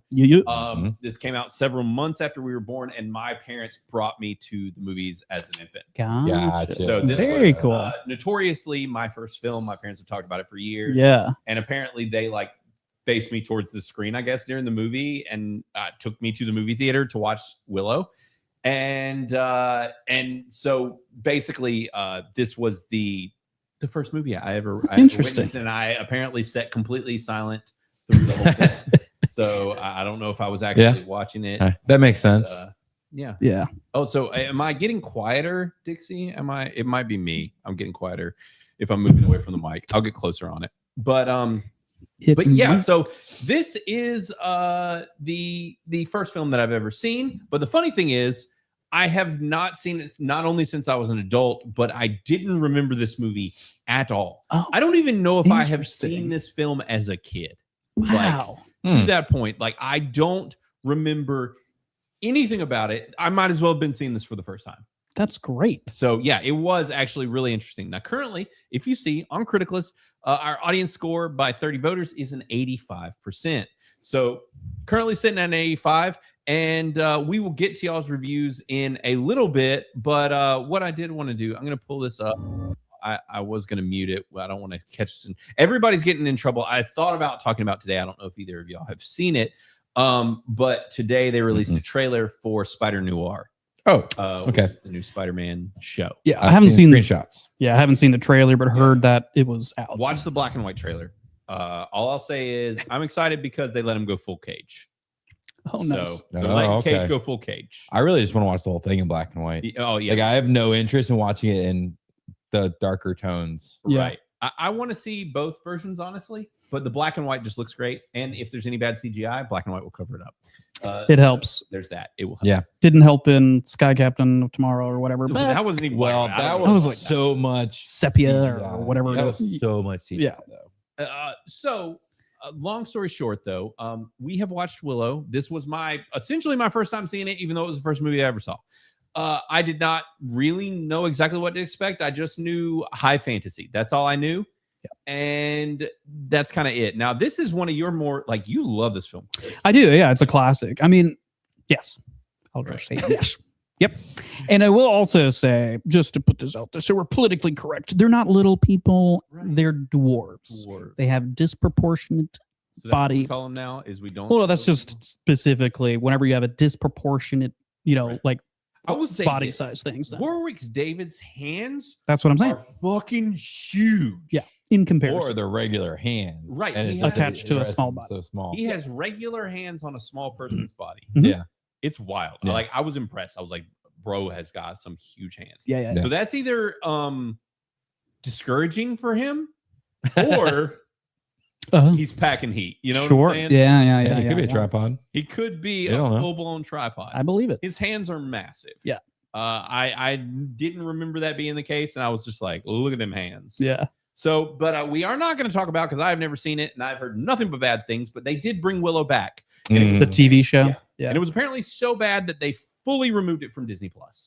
Oh, really? Yeah, well, they went the full like woke DI Disney thing, and I didn't hear a single person say anything good about it. It could just be the realm we were in. Yeah, but there's a lot of these shows where they're trying to make these reimaginings of these 80s, right? And they're doing that whole woke train on them, and they don't do well. Yeah, apparently it did like really, really bad. All the original fans hated it. If you are to look up the Willow sequel show on Criticless, it's got like a heinous. I am surprised they took it off of Disney though. Yeah, apparently it was that bad, and they didn't take it off Disney like a year later. They took it off like it went live, and then they took that shit down. Wow. People were like, "This is the wokest, worst show ever made." Jeez. And I don't even use the term woke anymore. And like that is the only definition for what people have defined that show as. So we're not going to be talking about that. That's crazy. Willow, the movie, though, and the one that everyone loves, I had never seen. So this was my first little foray, really, outside of my infancy and really watching this. Yeah. It's weird because my parents talked about it a lot growing up. Yeah. So I figured like it would be a movie that we had, or like, because they were kind of. Yeah, it's kind of surprised they haven't like shown it to you, like, because you could watch this as like a 8 or 9 year old. Totally. Like, it's not something that maybe not in your 1, 2 year old, but like, yeah, there's some things that are, well, you have to keep in mind my family background, and we were very, my parents, I did watch this as a child. So I guess, yes, the answer is yes. I thought I was trying to orchestrate it to where I could see this with my kids because I wanted them to see it too, but they have not seen it yet, but I'm curious what they would think. I can't decide because it is, you know, with this movie, like you can definitely pick up on the age of it. But I had a lovely time like watching this movie. Good. Like I really enjoyed it. Now, Matt, had you ever seen this before? I didn't think I had seen it before, but as I was watching it, I realized I think I had it playing in the background like maybe a year or two ago. Because there was like scenes where I was like, oh, I know what's gonna happen. Right. Yeah. But I couldn't tell you like what the details of things. Right. So it was definitely something where I was like passively watching it. Right. Yeah. So I will call this my first viewing of this movie. Okay. Yeah. So this, and as brought up, Val Kilmer in this movie. I love him. Yeah. So dearly. I miss him. Like, you want to talk about a loss to the industry. Yeah. And the fact that we didn't get him before he got sick, you know, like to do more. To do more. It was great to see him show up in Top Gun. Mm-hmm. You know, but obviously that was when he was sick. But man, this movie looks great. Yeah. Feels great. There is obviously some like little bits of like green screen CG stuff of the time. Some of it has actually aged wonderfully. Some of it you're like, that's a little dated. Yeah, because some of it's just charming. Right. You're like, oh, this is kind of nice. So like there's some creatures in this that were just with anytime practical effects show up, I'm just like, you've won my heart over here. Yup. Like, let's go back. Let's go back to the practical. Yeah. I love this so much. Yeah. And I just had so much fun watching this. Yeah. And it's just so pure. Like, it's just so, it feels so genuine and so real. I did not bring it up, but this is directed. I did not realize that it's directed by old Ron Howard. Yeah. So this is a Ron Howard film. George Lucas wrote it. Like, Mm-hmm. what a freaking combo. I'm curious to see if I don't know anything about the show, but I wonder if either of them were tied to the show. I don't know. Or in any sort of way, or if this was just Probably not. I don't know. George I feel like probably- it would. Yeah, I'm pretty sure George has stepped away from almost everything. Yeah, with his billions of dollars. Yeah, seriously. Now this scene too, I wanted to bring it up. It is undeniable the inspiration that they took from Lord of the Rings with this film. Now, I don't mean the Lord of the Rings movie. No, yeah, but the book. obviously. I mean the books. Like, and then as a result, the Lord of the Rings movies, I think, took inspiration from this movie, which took inspiration from the original books, right? Like, there's no way. Like, watching this, did y'all not think, like, especially the first act or less, were y'all not just like, this is Lord of the Rings? No. Really? That never crossed my mind. Yeah. Never? You never thought about while it? watching this? What this is for me is Star Wars, fantasy Star Wars is what this is. Like, George Lucas has a type, and it, not to say that it wasn't done well, but it's basically Star Wars in a fantasy. It's world. kind of Star Wars too.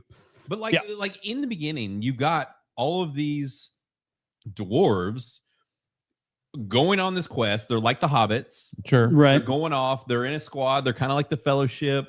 They go off and they split up. Are they? I mean, kind of. Sort of. Are Not they? exactly. I mean, I'm just saying, like, well, then they deviate from that, but it's kind of got that vibe early on with how they're like going off on this journey outside of their. It's clear that the dwarves, like whatever they're called, the somebody said it. Peck, is that what they're called? Well, that's the slur. That's the name. Oh, that's no, that's the slur. That's the calling slur. them They pecks. call them pecks. Is a slur. It's, yeah, it's a slur, but like I can't remember what their actual names are, but yeah.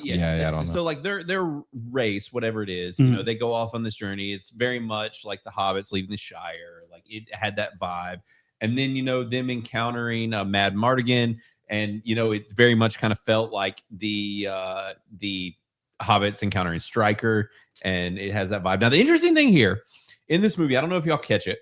The first time that they introduce Mad Mardigan, he looks his teeth are rotten out of his fucking head. Yeah. Like, yeah. Like, I wonder if that was on purpose or if they just accidentally completely decided to It change was it. for a vibe. It was to make him creepy and weird. Yeah. I mean, I almost didn't even recognize him when he first appeared. Yeah. Yeah.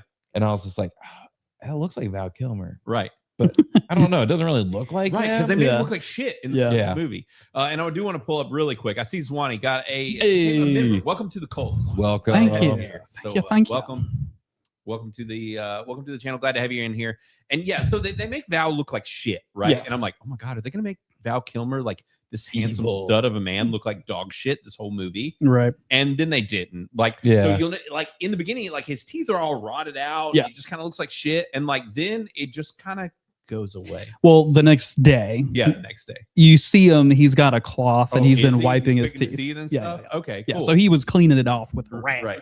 I don't know how that would work. I don't It was know. probably that he'd just been eating literal shit. Right. Could Because he be. was like starving in the hanging jail Right. cell. Well, and they were clearly trying to make him you know, they wanted to give him a vibe when he first shows up. Yeah. And I love Val Kilmer so much. He's such a great actor. He's got so much personality. He's a gem. And then Warwick too is so good. And See, for me, Warwick's what steals the show. he's great. Because if he is just the best in this. Because the whole time what, you don't think so? My favorite are the brownies. I mean, brown- you give They me are so stupid. tiny, hilarious Frenchmen. I'm sold. You I got mean, they are hilarious because they're there for comedic and it's great. Yeah. But Warwick is the most like genuine. for sure. For sure. And so it's like his sincerity. Yeah. And Right, his he is such a delivery sincere- is just what works. Sincere character. Yeah. Yeah. And- Yeah, and exactly, Dixie. yeah, it's kind of one of those things where it's a mashup of like Star Wars, it's a mashup of Lord of the Rings. Mhm. It's kind of Sure. But also what I love, and we don't get it enough, is just like a fresh new fantasy world. Like They're just like, here, this is our own fantasy world. This is our own like terminology. This is our fresh new 1988 for the time. But you know what I mean? Yeah, like for sure. Currently, we don't get that. But back then, they took risks like that. And they're like, here's a whole new world. Like, it has its own terminology. There's these brownies. There's these like, you know, and I love it. It's such an interesting perspective to be like, yeah, you thought these dwarves, like these real life little people, were the smallest people. No. We got smaller people. Dude, that's what caught me off guard, because most of the time we don't see something where they're like, here's a normal person, here's a smaller person, and then here's a tiny person. Right. Because it's like you have the borrowers and things like that, but that's like 2 sizes, not 3 sizes. Or 3 sizes. True. Right. Wow, I forgot about the borrowers. The borrowers. That's crazy. Right. Yeah, we watched that recently. Oh, really? Have you watched any in the cupboard yet? That's a good one. I hated that movie as a kid. Really? I have an adverse reaction to that movie, and I cannot tell you why. That's really weird. I know. Like it now. I don't know. Probably because they made you literally my read it knee-jerk and you're reaction. like- It's like, I don't want to watch that movie. I don't know why. Yeah, they made you read it, and you're like, I don't want to read this fucking book, and I don't care about this movie. I grew up I like to read and everything, so I don't know what it is about that movie. That's weird. That's I don't know hilarious. how to tell y'all. Yeah. It's not very many movies that have that reaction. There's just something about, maybe I had to watch it a whole lot. Right. I know we had it on VHS, so I don't know. Something about that movie though. That is interesting. I'm curious. Let's dive into Matt psychology. Yeah. So, how was your relationship with your father? Yeah. While you were watching this movie? Funny story about that. Yeah, exactly. Yeah. What does it connect to? But yeah. So I had so much fun. This is obviously, well, I say obviously, this is going to be a most excellent for me on Criticless. Yeah. I don't know what level. I was actually shocked at the level of love for this movie. Now, one of the things that this movie was kind of a twofer. This movie was not only a critic hated movie, but this movie is also a go-to fantasy film. This is, we're in fantasy month. This is the first film of fantasy month. Fantasy February. We are doing this because of all of you guys. If you are not in Criticless or part of all of that's going on, there is a group that has been setting up months to have specific themes. Yeah. And so Fantasy February has been this month's theme. Last month, I think, was comedy, if I remember right. Yeah, it was Jokuary. Yeah, it was like I'm trying to remember. It was like a weird name. Yeah. Right. I think it was Jokuary is what they were calling it. Right. Gotcha. But so yeah, that's why we're doing fantasy this month. So next week, we'll talk about what we're going to be reviewing and all that. But another fantasy film. We've got 4 whole weeks we're doing a fantasy, but we will carry over into next month. So we'll get into that and all that is happening. But 2 weeks from now, we're having the special Monday Hangover episode. But this movie, man, I hate that I waited this long, but at the same time, it was still great to see. Yeah. And I don't really know why my folks never like pushed me to see it, or I guess it was just that we would have had to rent it. It was one of those movies that was never really on TV. I don't know why. Like, I'm guessing you probably owned it. Oh, I don't know, man. Maybe. Yeah. Right. I'd have to talk to my parents. I don't know how I first saw it. I don't know if it was on TV or not, but right. Yeah, I don't remember ever seeing it on anything. Like, I'd heard people talk about it. People been like, "This is a fantasy movie you need to watch because George Lucas made it, right?" And it's like Star Wars. But I never did. Right. It was just one of those things where it wasn't available. And I think you're right, Blaine. I don't think it was readily on TV. No. It's not like even like the Star Wars movies and stuff were on TV. This is not one that was. So I don't know why, but I think it's a lot of fun. I'm curious how younger audience was. I like to show films like this when we review them when they're safe for the kids to see how young kids would act. Yeah. I don't know if like there is enough action and whatever. I think there is. Like, there's some fun stuff. Like, there's a whole bit where once Mad Mardigan, when he shows back up, he's like cross-dressing and he's in a dress and he's got these big saggy tits. And like, it's I feel like your son will have a fun time with that. I do too. So like, there's a lot of that that's like fun that kids like and can laugh at. Yeah. There's some good action later, and there's a scene. I don't know about y'all. Favorite scene in the film. There's a creature that shows up. Willow turns a troll into something. I don't know what the fuck he turns. It's like almost a chimera. Yeah, like some kind of that chimera. was a Star Wars ass creature. For sure. Absolutely. Yeah. And then so he makes this creature. It falls into the water, has a crazy chemical reaction, and then pops out of the water as this freaking like Hydra multi-headed crazy shit. It looked great. It was practical. I loved it so much. It's so cool. Yeah. And I miss that kind of thing in movies. I Mhm. want more practical creatures that look weird and wacky. Dude, give me puppets, man. I love it. Like that I was my want favorite all scene that. in the film. I don't know about you guys. Like, do y'all have a favorite like bit that's in this movie? Nothing really sticks out as like a specific favorite part. No, I just love it. I just like Madigan just like flipping his sword continuously. Yeah. Because you don't ever see that in movies. Normally they're like, I got my sword, I'm ready to fight. And he was just like flip, flip. That's how you know he was flip, a super good swordsman. How many times he could flip his sword. Right. That's like me every time I have a stick or like a tennis racket or something. I don't have a sword, so I can't do it with the sword. But I would. Right. Yeah. But I'm constantly like flip. This is flip, a flip, sword. flip, Also, is that not the most surprising news that I have heard, and I can't remember long? Matt not owning a sword. Why does Matt seem like You of all a people. sword-owning mother trucker? Oh, dude, I've always wanted a sword. But you don't I have remember being a kid. Like, I remember going into, I was like middle school, and I remember going into a pawn shop. I lived in a small area, and we had like one pawn shop, and I would go in every once in a while, and they had these nice swords, and they were $100. Right. And I was like, I'm gonna buy a sword. My parents were like, you're not allowed to have a sword because you will hit your sisters with it, which is a wild assumption. Right. I'm Like, gonna sword my sister. as a middle schooler, I'm gonna sword my sisters. No, I want to stand outside swinging my sword around because I do that with sticks anyways. Right. Yeah. And so, yeah, I'm just never. See, be like, And then there was a certain point where I was like, well, it's cliche to get a sword, Yeah. you know, so that's why I never went and got one. It's a very well, for at least around here, very mountains kind of thing. Like anytime you'd go to like Chimney Rock or something, they had a bunch of shops. Gatlinburg, bro. Also, yeah, that's mountains as well. Go to Gatlinburg, get yourself a sword. Yeah. But see, I went to Gatlinburg. I was going to get a sword. I went on a band competition. I was very good at it. Played the trombone really well. Blew the ladies' minds with the trombone. Did you know I played trombone? Wow, I always picture you playing guitar because that's all that you was ever what I played always around was there. guitar. No, before guitar was trombone. Yeah. I was a trombone master, and I actually went to Allstate and played trombone for that. But anyways, they took us to Gatlinburg.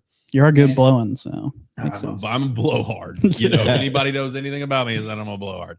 But yeah, so they took us to Gatlinburg for this trip, and you can buy all sorts of weird shit in Gatlinburg. Everybody knows that. And so I was like, I'm going to buy a sword. I'm going to get me a sword. I'm so excited. And my buddy's dad was our chaperone, and I was like, this son of a bitch. A sword. I know he will. He'll let me. He'll let me. And then we got to the store, and I was like, they have blowguns? They have like yeah. And more blowing. Yeah. Blaine's a sucker for blowing, man. I'll tell you. Like, look, I'm not going to be poking. I'm going to be blowing. You know what I'm saying? And, yeah, that checks out. Yeah, I bought a blow dart gun with needles like this long on a school trip, mind you, and it had an attachment where it had a hopper, and I had tiny paintballs, and I could shoot paintballs with a little release and blast paintballs out of my dart gun. I have it somewhere. It's somewhere around here. So super cool. Still have it. Didn't buy a sword. I should have bought a sword. See, there was one other time I almost bought a sword. Zena and I went to Spain, and Spain used to be famous for their swords. In Toledo, Spain, it was one of their like famous like sword crafting regions. And like I was like our last day in Spain, and we were like trying to figure out what to do. And I was like, let's go look for swords. And we found a sword shop. And we were just there, and it was amazing because it was just walls of swords, and they had like every sort of sword. You could get like replica swords of like Lord of the Rings and everything. And like she was just like, "Yeah, get it. You pick out a sword. You haven't bought anything really." And I was just like, Ship it back. Then it was like shipping, and it was our last day there, and I was like, "Man, I remember this. Ship it Yeah. back." And I was like, "I don't have time to figure out," but it was fun. Like, and the guy there was like super pumped to like show me all the swords. Yeah. And I was like, "Yeah." I That's can get a awesome. 300 sword. I can get a short sword. I can get Aragon sword. All sorts of swords. Right. And they're Hell all yeah. made there in Spain. So it that's wasn't like I was buying like a Chinese sword here in the US or something. Right. Not some cheap Chinese shit. Right. It was a Chinese sword in Spain. 'Cause I can guarantee Totally you, if you're buying different. something in Gatlinburg, Tennessee, it's going to be some cheap Chinese shit. Yeah, that's wish.com. Now, really, Yeah. the way to go is to just, I don't know if y'all know X-Wing that I do bro science and stuff with. He is actually, he makes swords and stuff. He actually just recently. He's a blacksmith. He's a blacksmith, yeah. Yeah. And He recently made 5, I think, swords for their new pirate book that they're doing. Nice. He makes pirate swords. That's dope. Yeah, it's super cool. Man, what a cool hobby to have. X-Wing Dude. does some cool shit. And I did see, I pulled it up here, but Riskett said he played trombone for 7 years middle school and high school. And I see Riskett, the thing was, I was maybe a little smarter. I didn't do it in high school because I was like, people are going to call me a fucking nerd if I play trombone in high school, you know? Yeah, you get called a tromboner. Right. I was already called a tromboner. That was when I switched to guitar in high school. I was like, time to make a pivot because, you know, the ladies are going to like guitar better than like anyway, here's Wonderwall. Today's going to be the day. Yeah, pretty much. But yeah, so anyways, yeah, we all need to own swords, clearly. Yeah. But as far as this movie goes, man, it's an absolute blast. People really like it a lot, and yet for some reason, the critics did not. On Criticless, it is sitting at an 85%, which is still pretty high. Now, that's only about 30 people. I'm surprised. And let me... That's a great score. I hope I don't cause problems. I just think it's one of those movies where it's you have to first be into fantasy. Right. And then this is more obscure, kind of like we're talking about. This isn't wildly sought out. It's not available. It wasn't something that we all saw on TV or anything.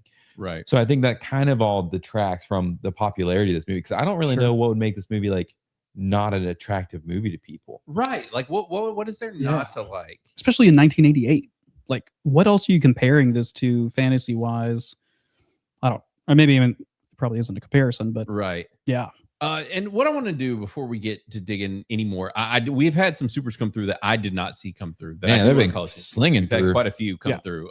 J Doge gave 5 gifted memberships. Thanks for that, buddy. Appreciate it. Thank you so much. We love it. Welcome to the cult for everybody that gets one of these memberships. And I am going to do another members only video maybe next week. I'll maybe talk about this new Game of Thrones show or something. I don't know. We'll talk about some things. So. Yeah, because it could be one of those things where you start doing like a weekly like episode talk or something. Right. Just I could do episode stuff or we can leave it up to y'all. If there's something that y'all want to hear me talk about specifically to do like a members only video for, y'all let me know in the chat. But thanks, J Doge. Is it J Doge or J Dodge? You know, Doge. Did we say Doge? I in my mind say Doge. Yeah, I say Doge too. And Bob Loves Movies left, and I meant to bring up this before he left. I feel bad, but Bob, thanks so much. And I call attention to if y'all don't follow Bob Loves Movies, he does great reviews, great stuff. I've been on his channel quite a few times. He does really good stuff. Just good dude, friend of the show. And he said, "Hey everyone, just wanted to drop in and say, hey, I'm stuck catching up on work. Willow is awesome, and I am hoping to see good luck. Have fun, don't die. Have a great show, guys." So thanks so much. Thanks, Bob. Yeah, we really appreciate it. I know that you're not here anymore, but thanks for the 10. We really do appreciate it, dude. And then also we had a Quagmire in here for a $5 and says, so I might be fishing for a topic to troll. So answer accordingly. Who is your favorite Spider-Man? Now we will all go around. We'll round robin this and see who everyone's favorite Spider-Man is. But I'm going to go ahead and say motherfucking Tobey Maguire. Like Tobey Maguire is my favorite. Yeah. Now, I will say this. There is a slight caveat to this. I have a spectrum of how I view the Spider-Mans. Tobey Maguire is this is Blaine's spectrum instead of Frank. Yeah, exactly. Yeah. Wait. Hold on. We'll let Sorry, retarded. Thanks for the 5, Quagmire. Appreciate it. So favorite Spider-Man. Tobey Maguire, I think, is technically my favorite. I love those movies. I will say this. He is hands down my favorite Peter Parker. I will say Andrew Garfield might actually be my favorite Spider-Man in character. But then I think that honestly, Tom Holland is a decent balance of both, but he's not the best at either. I would agree with that. It's a good mix of both, but hands down, Tobey Maguire is Peter Parker. Tobey Maguire is Peter Parker, but Andrew Garfield is a phenomenal Spider-Man. The quippiness, the jokiness of that version was really good. I remember years ago, Matt had never seen any of them. Yeah, and I was we hung out and we watched both of them. I was like, "You're no Spider-Mans? The Amazing. No, the Amazing. Oh, so like, Andrew Garfield. You've seen them both, right? The Andrew Garfield movies, both of them. You know. I feel I like how you're about to judge me about that, and then you're just like, Well, you said I thought it was any. You hadn't seen any of the Spider-Man, like not even the Tobey Maguire. Yeah. yeah. It was just I just hadn't watched The garbage. either of the amazing ones because I was Right. like, I don't need to. Right. We have Toby. I don't Yeah. need anything else in my life. Yeah. It's surprising how good Andrew Garfield's actual Spider-Man is. Yeah. Yeah. And I think that he didn't get enough love. He didn't get enough credit. I think he deserved a third movie. I thought that all three of them are good in their own right. I don't think Tom Holland is the best of either, but I think he's a good balance of both. I think the problem with Tom Holland is that he has been shoehorned Yeah. into the MCU. Right. He has not been given a chance to have his own real movie, I think. Right. Every time he has a movie, there's all these other characters. All these other MCU characters. Yeah, and it's just you don't get enough of him on his own, I think.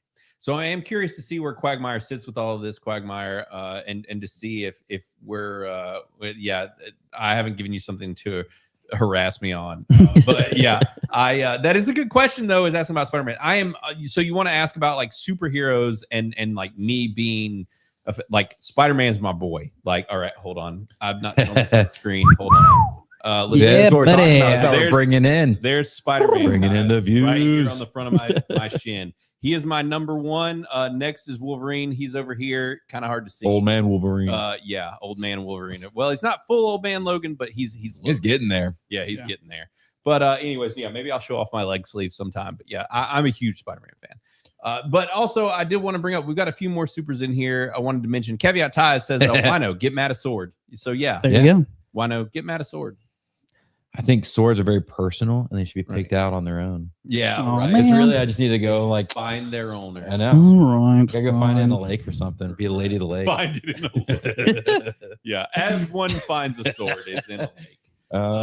Yeah, because then I can be king of England. That's literally how it works. That is how it works. Or maybe in a rock, you just stumble upon a rock that the sword is coming out of, and you're like, this sword has chosen me. I am the hero everyone deserves.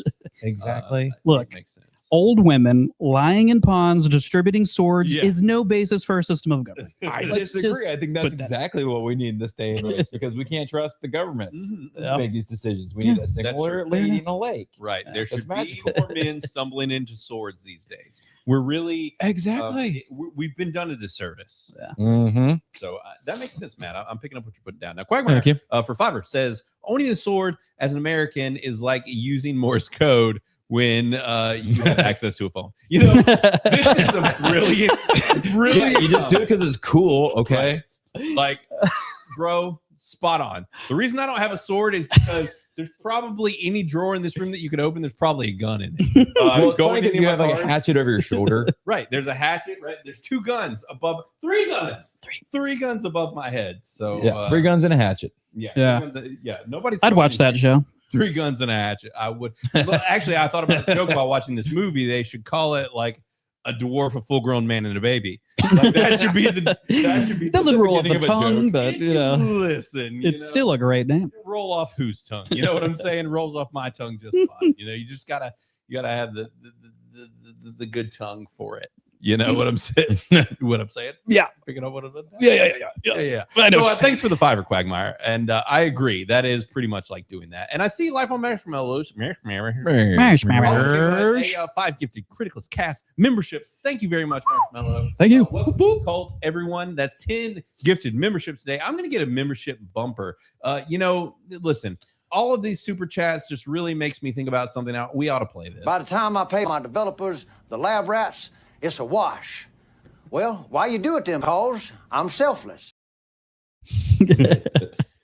Yeah, thanks, guys. I appreciate it. It goes towards paying off all of the folks. So, yes, I agree. A sword would be cool, Zwanny.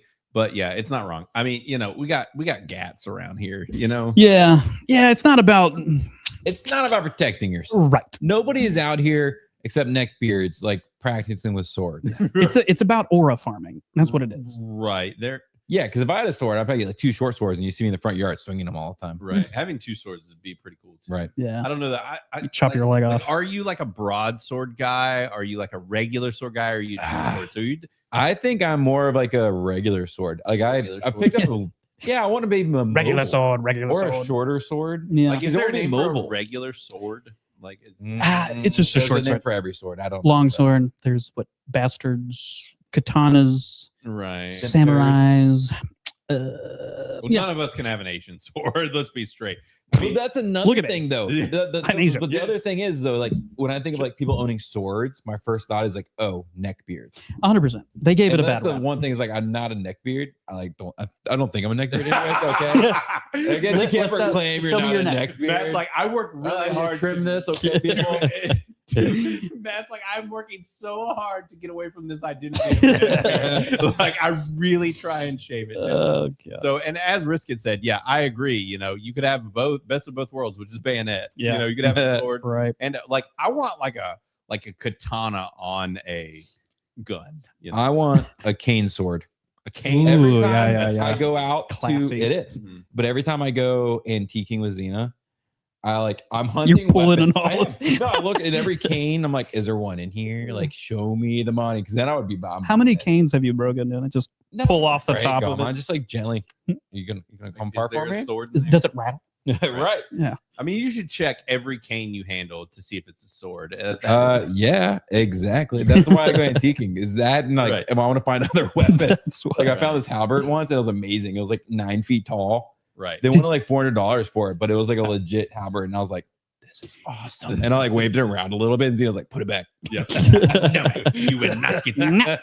Yeah, exactly. She's failed you. But yeah, so pulling up y'all's scores here, we have quite a few reviews that have come through. I'm not familiar with who this person is, Matt. I feel like I know everybody. I don't know who. I guess Garrett Waldron. Garrett. I don't know. But yeah, dropped a review and gave it an 89%. Hell yeah, Nice. super high on that. Probably Toxic gave it an 86%. Love it. And this is his number 12 of Fantasy February. Like I said, a lot of these guys, they're rolling through the month of February. This is one we added to the list. 86%, totally fair. My Dixie in the chat gave it an 86%. And Dixie, listen, you know, I was feeling guilty after Under the Silver Lake. I scarred a few of you. No, I didn't. Let's be straight. I didn't play any role in it. My wife, she was the one that wanted to review it. I do love it. Listen, You're throwing her under the bus for listen. Yeah, it's her fault. It's her fault. She came on the show. She brought her tits. You guys showed up. You guys kick down the door and be like, "This is not true." Right. Everybody got trauma. Right. Yeah. No. See, she's in here. She came. I didn't think she was in the chat anymore. She shows up. So yeah, sorry about that. But listen, you know, I made it up to you guys. She came on the show. So, and that was our biggest show to date. There was like 80 some odd people in here live. It was great. So yeah, but yeah, and For the Users, I didn't see her review come in either. And if y'all don't follow For the Users, she's one of our long-standing users, has been in the app forever. Dropped an Alan Jackson video, itty bitty or little bitty, which is fantastic. I love that. That's the video that she paired that's a good her one. review. Her reviews are great. And just For the Users is good people. So yeah, go check out her review. Shadow Spawn as well gave it a 72%. Shadow Spawn too low. I mean, I can see people being like, I don't like fantasy that much. Right. Yeah. And this is kind of one where it's like a bro adventure. Right. So I can see people being like, yeah, this isn't really my cup of tea. Right. And having a bro adventure, Shadow Spawn's a little gay. There you go. There you go. It's against all the coming bro together. adventure. It makes sense. This is all coming together. No, I'm sure that Shadow Spawn gave a very eclectic review that I'm going to have to read later. Shadow Spawn, if you are not familiar with him, gives insane lore about me. He's made up things about me that I didn't know about myself. Oh, hell yeah. There's I'm gonna read these. lore all over the place, and it's impressive. I love it. J Doge or Dodge gave it a 68%. A rad, still too low. And Wow. No, I like how they're like, oh nope, you're just one below me. Instead of a positive, down vote. Too low. No, I'll give you a thumbs up. I won't be mean. But yeah, praise the movie, set design, costume, and world building are well done. It really can immerse you quite well. Totally agree. Dude, the in this movie, the settings, like the landscapes and everything, gorgeous. Dude, even like going back to practical effects, it's funny because like both of y'all, I think, commented on the practical effects, but that was like the first thing I wrote down was that I love it. Gushing over it. I am deep throating practical effects. Like it's amazing. I wanted to make a renaissance and come back. Go ahead. I can wait. But gay. But also, even just like the hand painted backgrounds, dude. Give it to me. I don't care if it looks Right? like shit. I It doesn't even love- look like shit. It but doesn't look like I love it. Fucking great. Give me a Yeah. hand painted background. Give me a background that's half real, half hand painted. I do not give a shit. I'm fucking over CG. Yeah. Like, and it's gonna even get worse when the AI doubles down. I don't care. I want practical effects. Yeah. I want things to look real but fake. Like I'm Right. good with it. Dude, okay, can we just also say like how good are those dog costumes? Dude. Like I thought I was like, because they also do a tail. I was analyzing. Right. Yeah. He It was wasn't- analyzing. Oh, yeah, he was. It wasn't just because they put like a mask over the dog, Right. But it was because they also did a tail, so Right. you get this full effect. right. But I was really impressed by that. I was, yeah, exactly. I was looking for things where like, you know, their head would flap open and you kind of see like, oh yeah, it's definitely a dog under there. But Right. motherfucker, that could have been an actual beast, whatever it is. I mean, they call them dogs still, but Right. it's Yeah. just fantastic, like flawless. Like They look great. When they first showed them, I was like, is that a pig? Is that what did they use? Right. I was like, is that a dog? I was like, I don't know. It it's looks got to be like a Great Dane or It's something. like skinnier than a pig. Right. Like, looks like it has the head of a pig. Right. Has Yeah. a long tail. Yeah, So it was good. cool. It was Right. a great job. Like I just love the creativeness. The dogs are apparently- traumatizing, Right. but it's because they're so well done. Right. It's because it's like a rat dog. Like Yeah. But it's so, just ridiculous. Dixie, did you dislike the dogs because you thought they were like creepy, or because you were just like, this is dumb? Right. Yeah. Because I could be like, man, I don't like that because it feels weird. They're like unsettling. Because it did a good job. Because they're Right. definitely like attack creatures. They're kind of like ROUSs. You know what I mean? Right. You know what I mean? Rodents of unusual size from, you know what I mean? Okay, From, I was like, I have no idea what you're I talking don't like about, bro. that. I've never heard of it. Oh, my Dixie Wow. said they look cheap. You Okay. don't like them. Yes, and yeah, just wanted to know, will you let us know the movies you'll be talking about so we can make sure to watch it? Absolutely, Okay. Zwan. Absolutely. Make sure in Criticless you are in the Criticless cast group. If you're not, join that group. We let y'all know in advance there, and we do also on the show as well. But I try to keep y'all abreast of what's going on. I tend to get, obviously, Criticless is my platform. I get a lot better traction for what I'm saying on Criticless than I do on X or wherever. But yeah, we let all y'all know. Next week, I can go ahead and let y'all know. Oh my god, I have so many screens going on here. I don't know what's happening anymore. So I did. We decided. I don't know if he's going to be on next week. It could change the format of next week entirely. But right now, next week we are talking about. I don't know if it'll happen, but we're doing Krull. Krull. Krull came out in the 80s. I've Yeah. never seen it. It's supposed to be ridiculous. Never seen it either. Yeah, Mo Zamboni wanted to do it. We could do a show that is all remote. I don't know if so. I'll get these guys microphones and we'll figure it out. Yeah. But if not, or we could even just we could remote in with Mo. And Mo could be here in person. So I don't know. It's all up in the air. I brought it up to him today on a show we were on, and it didn't sound like he had any idea if he was going to be on or not. But he voted Krull. He really wants to do it. So next week we're going to be doing Krull. Nice. And yeah, as Mike says, Krull is great. I've never seen it. Have y'all ever seen Krull? No, I hadn't either. I don't think so. No. I've never seen it. I know the name, but I don't think I've ever seen it Yeah. before. Let's see, like I know the name because I've been playing Marvel Snap and Krull's character in Marvel. Right. And I don't think And it's not tied to that. I'm not the fairly same certain. Krull. No, it's not the same Krull. I've never seen it. The poster in Criticless is super cool, but I don't want to bring it up because it'll stop the screen that I'm currently sharing. Really quick though, because he's on his way out, and he is our super chatter of the night. He is Quagmire 45 says, I gotta get back to work. So it's my last chat. I got a vision of Matt sitting out in front of his yard practicing Morse code. I'm dying. Cheers, guys. So I'm just out there. Yeah. I could see that too. You know, I can see it. Yeah. He's not far off. Also, another vision for you. Matt has a kid now, but before he had kids, he used to hang out with my kids a good bit. And we used to catch Matt in the front yard with fake stick swords. And it would just be Matt and our kids just like swinging sticks around in the front yard, like violently. So as one does. As one does. I've always done that. Now I have a son, so I can do it with him, so it doesn't look as weird. Right. I'll be like, yeah, we're sword fighting. Right. Sword fighting. Yeah. So yeah, but that is that's Yeah, thanks. We appreciate it, dude. I'm glad we gave you the wonderful imagery of Matt in full retard mode. But yeah, so we're gonna move on into the rest of y'all's reviews here really quick. I did want to bring them up. Dang it, Zwanny! Golly, look at you! Right when I was switching screens, I am gonna go ahead. Newbie tax, Zwanny. I appreciate it. Thank you so much. Thank you for $19.99 newbie tax. Hail Criticless. Thank you very much, Zwanny. And I'm pretty sure you came over from much Rose appreciated, Science, if I'm not mistaken. If not, either way, we love to have you here, and I'm glad to see you in here. I think that's the main show that I've encountered you on in the community, but really glad to have you, Zwanny. Thank you so much for the $19.99. Love it. And yes, Hell Criticless for sure. Pulling up y'all's reviews here. Excuse me.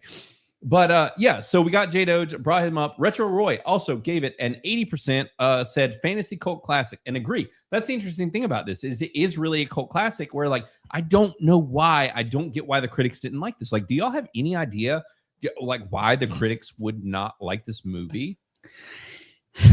No, like, I don't. I mean, this isn't something where I'd be like, yes, the critics are going to love this movie. It feels... It's like a feel-good movie, but you can kind of tell there's like a passion project, and there's like elements of it where I'm like, I don't know. Some of it does feel kind of amateur at moments. For sure. It's charming. Right. And I like it because of that. But as a critic, critics are gonna be like, oh, this is not good. Right. How would it be interpreted in the 80s? But that's exactly what I was going to say. I was like, that's our hindsight looking back in 2026 or whatever year it is. But yeah, I don't know why they would hate it. And that's what I was saying. That's like, the thing is, what was there that they were? I just feel like critics were harsher back then. It was like film had to be perfect. Yeah. Right. But then again, we're also saying critics, if we're talking about Rotten Tomatoes, when were these reviews? Because what we've talked about with older movies. Right. Rotten Tomatoes didn't exist when this came out. Exactly. So there's this like in 2010. It is still technically an afterthought review. Right. These are afterthought reviews. Yeah. So yeah, that I get that. Yeah, I don't. It's weird. I don't know why they wouldn't like it. Like the villain is a little lackluster, right? They're like Willow, too small, hands too big. Don't let He's kind of weird little body and big old hands. Like hands too big. Hands too big. You know, like it's whole movie. I was just thinking, how big is this guy's dick? Like, how does he get cookie out of the cookie jar? How do hand too big? Yeah, I don't know. I am curious, but either way, I loved it. I think it's a magical little film, even coming to it late. Yeah, well, I really appreciated that it's a group of guys that were just like, hey, we're gonna protect this child, right? And we're gonna try to return this child because I don't think we really get a lot of movies like this. I mean, there's the first thing that comes into my mind was always called Raising Arizona or something like that. Yeah, sure. But especially like in a fantasy movie where they're on an adventure, normally it's, I don't know, not returning a child or like trying to get a child to safety. So there was just something about that I found to be very like, not. It's an interesting component. I don't know. To like, I mean, maybe it's my parental like, being able like, yes, I gotta protect a child. Right. It's and, a noble cause. Well, and I had no idea that this movie was about protecting a baby. Like, before I saw it, I was just like, I thought it was just this movie was Val Kilmer and this little dude going on an adventure. Well, you love babies in the 80s, man. Let's think about like what Labyrinth. Right. You know. Back then also, you the know, babe. Epstein files are out now.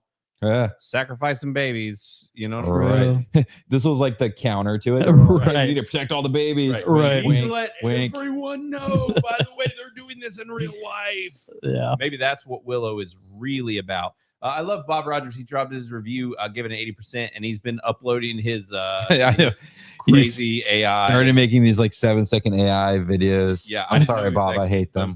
That's cool. Yeah, so he's been posting those with his reviews. I love it. But he said, still great, but falls short. Interesting. So Bob's reviews are really good. I would check out and go check out his review in the app for sure. And also, I never know how to say this, Matt. Do you know how to say it? I don't. I in my mind, I say Atracia, but I don't know. Yeah, but also somebody taking part in the Fantasy February.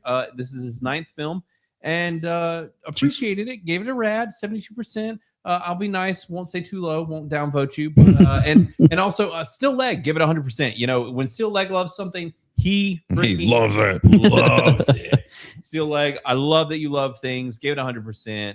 And I'm sure that he watches this a lot with his niece. I know. Yep. He put it in here because he watches a lot of movies with his niece, and he brings that up a lot. It's cool. That's awesome. Nice. That's cool. Yeah. I will say, like, one of the things that I don't fully, maybe I missed it or something, but Mad Madigan's like falling in love instantly with It's because fairy she's dust. so freaking hot. It's very. I mean, she's attractive, but She's hot, dude. at first I wasn't like that, and then they made her prettier. And then by the end, I was just like, okay, yeah, she's all cleaned up and she's looking majestic and like royal. Right. Yeah. But like, it was just weird because then he was like, oh, I don't remember saying these things. It's the fairy dust. He got hit in the face Okay. with the Yeah. fairy dust I that makes saw you that, fall but in then I love. was like, I'm assuming maybe it was that, but they never like said it. I know you don't have to spell it out for me exactly. It would have been nice if they put a little more. Don't we, Matt? I mean, I guess What are we doing right now, sometimes, Matt? apparently, spell it out for me. I need to spell it out. Fairy dust. But the It's fact that the she fairy also, the fact that she also was just like, her made more sense because she like watched him be like Falling valiant over her. Yeah. But he- Romantic. It was romantic, And he's an attractive all that man. shit, What's like- the fairy dust? So that was I think it was the thing. I think they showed it really well. It was interesting is that like the fairy dust was what made, because before the fairy dust he was like, I hate this bitch. Yeah. Oh, yeah. She is the worst. Right. And then the fairy dust, he falls in love with her, and then he's like looking at her and he's like, I said all those things, and he's like she's hollow. Like, oh, Well, and that was the weird thing because he was like, I hate her, right. for like reasons.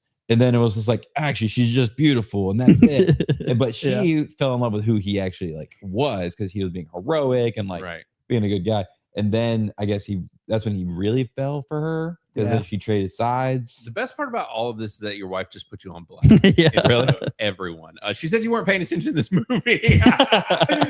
But she was literally reading a book, Yeah, right. and I was working on a post, but I was watching. I was partially watching the first like 20 minutes. The first 20 minutes. She went to bed after like 30 minutes. Gotcha. She could put me on blast, but she was not there for the full movie. I love it. Thank you, Zena. Put them on blast. Wait. This is a perfect chance for it. You call your friends retards when they're acting retarded. Whatever. I do what I want. Yeah. It's this TikTok generation, you know, man. Just can't pay attention too long. I was making a post for Criticless for I'm as good movies. So I was doing stuff after I worked my full day work job. Like I was doing things. Admirable excuse. Speaking of I Miss Good Movies, gave it 100% as well. Loves this movie. Did a Paul McCartney song, Little Willow, and gave it 100%. He really loves this. So I love that you love this. I'm surprised he's not in the chat, but he might be busy. Well, he's he's working. actually out of the country. He's out of the country, but he also normally works. It's like he pops in on breaks. Right. And he's not doing all that. He's maybe even in a different time zone. Because he's Oh. normally in Australia now. And he's also with his wife, and he Somewhere hasn't in seen her in like 6 weeks. So Yeah, but and we also got War Machine gave it 100%, and we're starting to get into some of the older reviews. But we do have a little review here. Whoa. Down vote for you, Decent. Craig the Bad Guy. Ugh. You got a name like that, Craig the Bad Guy. Down vote, bad guy. Somebody's got to be the bad guy. But yeah, he didn't like it so much, but he says the brownies are the key to all of this. Actually, I was not a huge fan of the brownies. Oh, really? They were kind of annoying. See, I liked them because they added a levity that wasn't existing anywhere else in the movie. Right. I almost wish there were more. They're in it a lot, which is great. Right. I just kind of wish they had more relevance. Right. Because they were just seemed to like pop up and be They were like, just I'm here. Here to save the day. They were just kind of the chaperones of the story. That They were leading people to the next thing. I did want to bring up Sherpas. Yeah. Wicked Virtue, also friend of the show. If you don't follow her, great channel, does good stuff. I was on a show with her today. Gave it 100%, and it was our first time seeing it. Nice. Awesome. So that's awesome. Yeah. Really cool. But yeah, Well, hey, a lot of really high. It's your first time seeing it. Yeah, I know. Technically. I think I would give this an 89. Okay. I was going to say, we haven't actually. Yeah, we haven't. Nobody scored. said What are our scores. I'll Yeah. give it an 89. I'm somewhere in the 80s also, I think. Okay. Maybe like an 85, 86. Right around you. Yeah. With that. Yeah. Yeah, totally fair. Chris? Same. Same. I'll give it like 83. I'll probably be lower than y'all.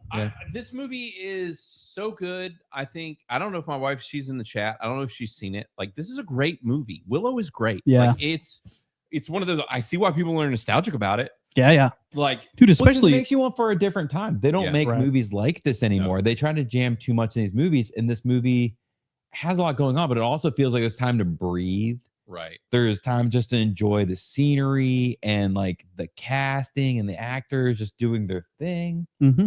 And they also feel grounded and not forced. Yeah. Because like Willow was like, no, I don't want any part of this. Like he's like a forced protagonist. Right. You can tell he's a good guy, but he also understands he doesn't want to be involved. And like he's not trying to keep the kid. Right. He's trying to be like, okay, I'm handing it off and going back to my own thing Mhm. because I'm not wanted in this world. But then he's forced into this adventure. Right. And we don't see that much. That's Right. where I would agree with your Lord of the Rings comparison earlier. Right. 'cause- It's the unwilling protagonist. protagonist. Yeah. Yeah. Right. Like that's cool plot device. It's interesting. It's like I don't necessarily want to be the hero. I might not be the hero you deserve, but I'm the hero you get. You know, Mhm. kind of a thing. And it's a very interesting perspective. It's Right. fun. He leans into it and he's just like, I'm gonna earn this. And I did bring up JJ Happenstance. He was talking about his review. He just dropped it, gave it a 90%. So you're only 1 point off from me and possibly Chris. Nice. And this was his 4th Fantasy February film. So yeah, I love that you love this. Also, yes, derivative of Lord of the Rings. Totally agree. This is very Lord of the Rings, in my opinion. The whole time watching it, I was thinking Lord of the Star Wars. That's all. Rings. That's interesting that you think more Star Wars Yeah. than Lord of the Rings. Well, like the I can see bad. more like Ewok, like Caravan of Courage or something like that. Yeah. Right. Well, like the Queen is like Palpatine. She shoots lightning, ages, like gets wrinkly. Like I love that she and then aged up. yeah, and then what? Mad Madigan is Han Solo. Like they got all the same show. It's again just what? Who is that? Scalevola says heroes. Yeah. Yeah. Hero's Journey is essentially I mean it's been done a million times, but Right. It's a George traditional has a tale, right? But yeah. we pivoted away from that in recent years. For We've sure. gotten more into Right. the anti-heroes and like, oh, we're gonna make a villain the good guy because everybody wants to fucking see that. Yeah, it's gonna be a likable villain. Thanks, Marvel. We don't need that. Shit, like Yeah. Disney in general, like everything Right. Disney, like Maleficent and whatever. It's like, oh, we're gonna make him the hero or Loki or you can Right. go on, and it's like some of that is okay and works. Like Loki was an okay show, I get it. Like they made it work. Yeah. But at the same time, it's just like, can we stop just trying to be meta but also uninteresting? Like We need true villains. Yeah, we need to be pulling against, which I don't know. Maybe this is all has to do with Epstein, where they're trying to like soften some blows, being Right. like, look, not all bad guys are bad. Right. Look, we'll do all these movies and we'll affect like a whole generation of young movie viewers. Right. Be like, look, not all bad guys are really that not really that bad. Right. It could be. It literally could be. Like if you want to look at like a, predictive programming type Right. of conspiratorial way of looking at things, it's like, hey, why don't we make a whole spate of movies where the bad guys aren't really bad? They're actually good. Right. It's like, no, they're fucking bad. They're the bad guys. They're assholes. They're dicks. Yeah. They freaking screw people over. They stab people in the back. They're the bad guys. Yeah. And so that's the thing is like, I think this movie is great. And I think this is worth checking out. Zwani, it sounds like you hadn't seen it. And definitely you should have watched it. I should have seen this outside of me being an infant. But I think that this movie is fun. It's interesting. Yeah. We don't get movies like this anymore. Like I said earlier in the show, go check out A Night of the Seven Kingdoms. If you have not watched that show, seriously watch it. It's better than House of the Dragon. Yeah. It is the best thing on TV right now. I'm loving it so much. The only thing that I'm enjoying as much as this is the return of Dexter. And the new season of Dexter is so fucking good. Oh, really? I know this is a complete deviation. I thought you were gonna say Fallout. I know Fallout's great. I was talking to Chris about it the other night. Season 2 of Fallout has been very good. But there is a new season of Dexter. There was a season in between the finale and this season, which is good. I watched it during the snow stuff.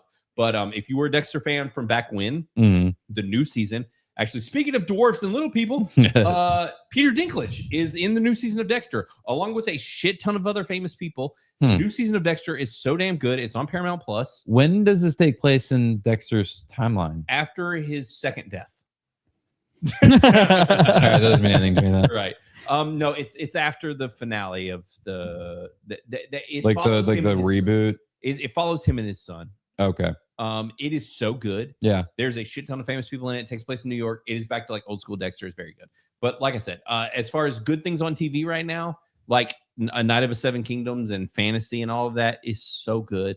Like if you are on X for like a minute in this community, especially, like everybody's gushing over it right now. I called it on episode 1. I was like, people are going to be freaking out and saying this is the best show on TV. And it took about 3 episodes and now everyone is freaking out. Yeah. Nice. And it is really legitimately that good. So, and I see Dr. Manzor in here. Welcome to the chat, buddy. Glad to see you in here. And totally get it. You guys are busy and all of I think that. he did also comment that he does love it. Yes. Yeah. It sounds like a lot of people really love this movie. And I love that everybody loves it because there's something just very wholesome. Yeah. And just very fun about it. And I really dig it. And I think as with like retro things and in a time when everybody is complaining about current modern film, go watch old shit. There is a lot of really good old shit. Willow is great. Yeah. And then even if you were complaining about the new stuff, A Night of the Seven Kingdoms, so far, unless it betrays itself at some point, is great. In the 9th season, I think, is when it'll take a downturn. Yeah, seriously. Everything will be really dark, and the characters will make really bad choices that don't make sense. Completely opposite to their character throughout the whole rest of the season. Exactly. Yeah. It's a good idea, honestly. Should write that down. I mean, I think that really will sell the finale of it. Yeah. Yeah. And for all of you that caught that little Dexter mention, if you watch old Dexter and like watch the past 2 seasons, there's Resurrection and whatever came before Resurrection. I don't remember what it was called. It was a single season. Very good. I got hooked on it because we've been snowed in. Yeah. So I was like, you know what? I'm going to go back to Dexter. And then I was like, holy shit, Dexter's good. Like still good. And then this new season of Dexter is phenomenal. So if you watched it back in the day, watch it, catch back up. It is really good. And if there are, that's the thing. And I try to focus on it some with this show is to talk about the good things that are out, what people on Criticless are talking about, what I am seeing, whatever. Like there are plenty of good things still coming out. You just have to listen to the right people talking about them. Yeah. And like talk about what's good. Like Fallout is good. Like it's the new season. I don't know if y'all are, well, I know Chris isn't watching it and he's a huge Fallout fan. Yeah, I just haven't found the time to watch it. I still will watch it. I just haven't found the time. Yep. Right. It is good stuff. So, yeah, it's good stuff. So yeah, check out all this new stuff. And yes, New Blood is the name of it. Talking about Dexter, New Blood and then Resurrection. New Blood is good. Everybody was freaking out about New Blood because of how it ended. I don't want to spoil anything. Sure. I kind of already did it. He dies. Make a wild guess. He might or might not die. And everybody freaked out, but then the new season came. It was because they were like gonna kind of soft reboot the show. Yeah. And then they were like, no, we still need Dexter though. And so they're like, actually, you know what makes Dexter great? Dexter.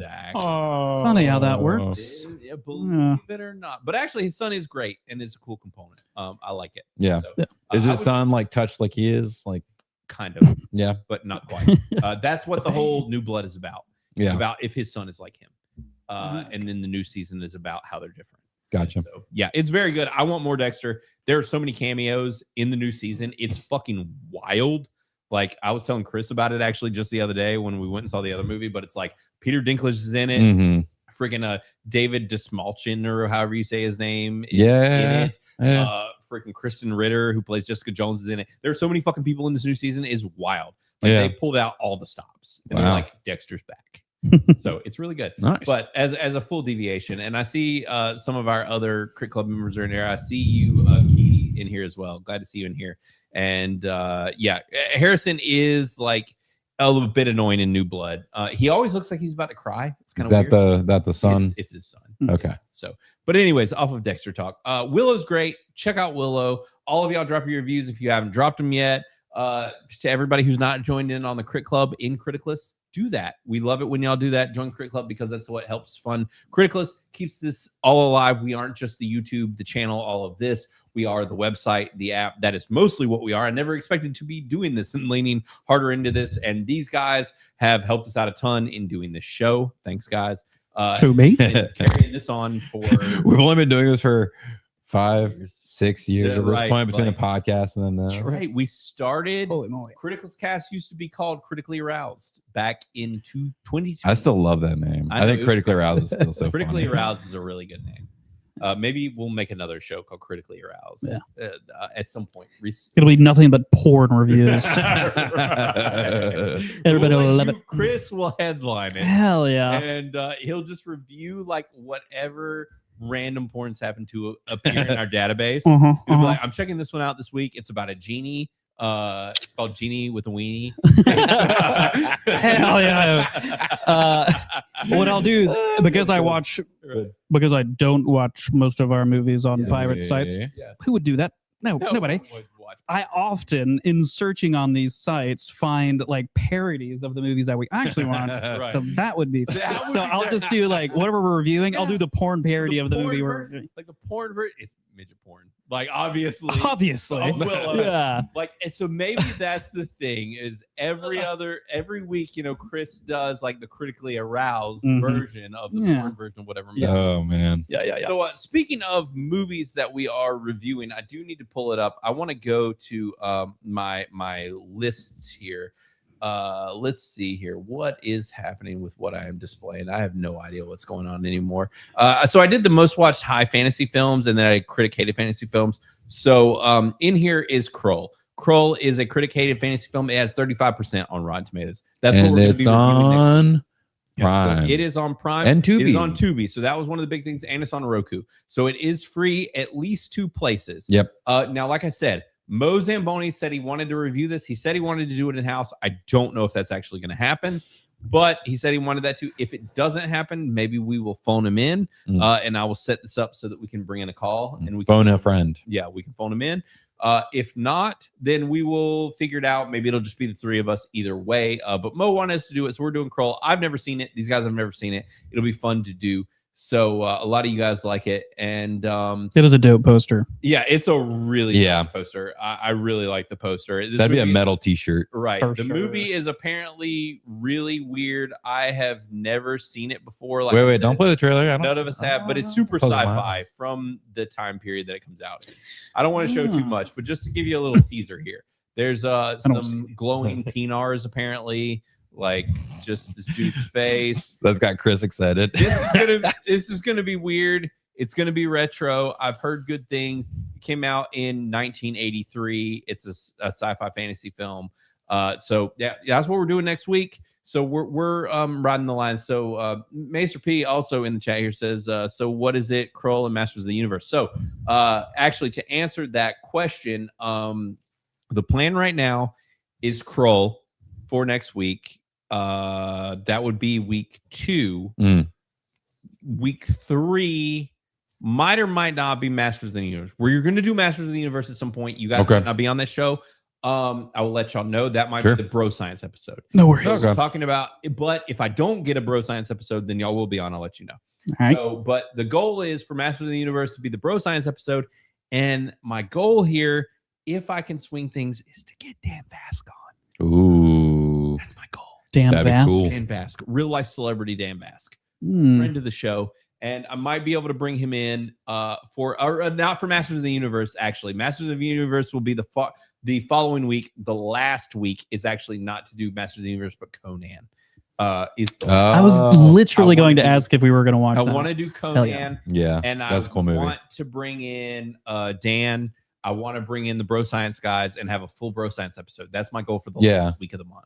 Of this series. So early March. Early March is what you're saying. That's my goal. I want to end things off with Conan. Yeah. So that's The Krull. original one, right? Yep. Not the remake with Right. Momo. No, not that. So, Arnold. yeah. So for everyone to know, our Yeah. upcoming 3 weeks is The original Krull, Arnold, yeah. Masters of the Universe with Monday Hangover next week, and then Masters of the Universe.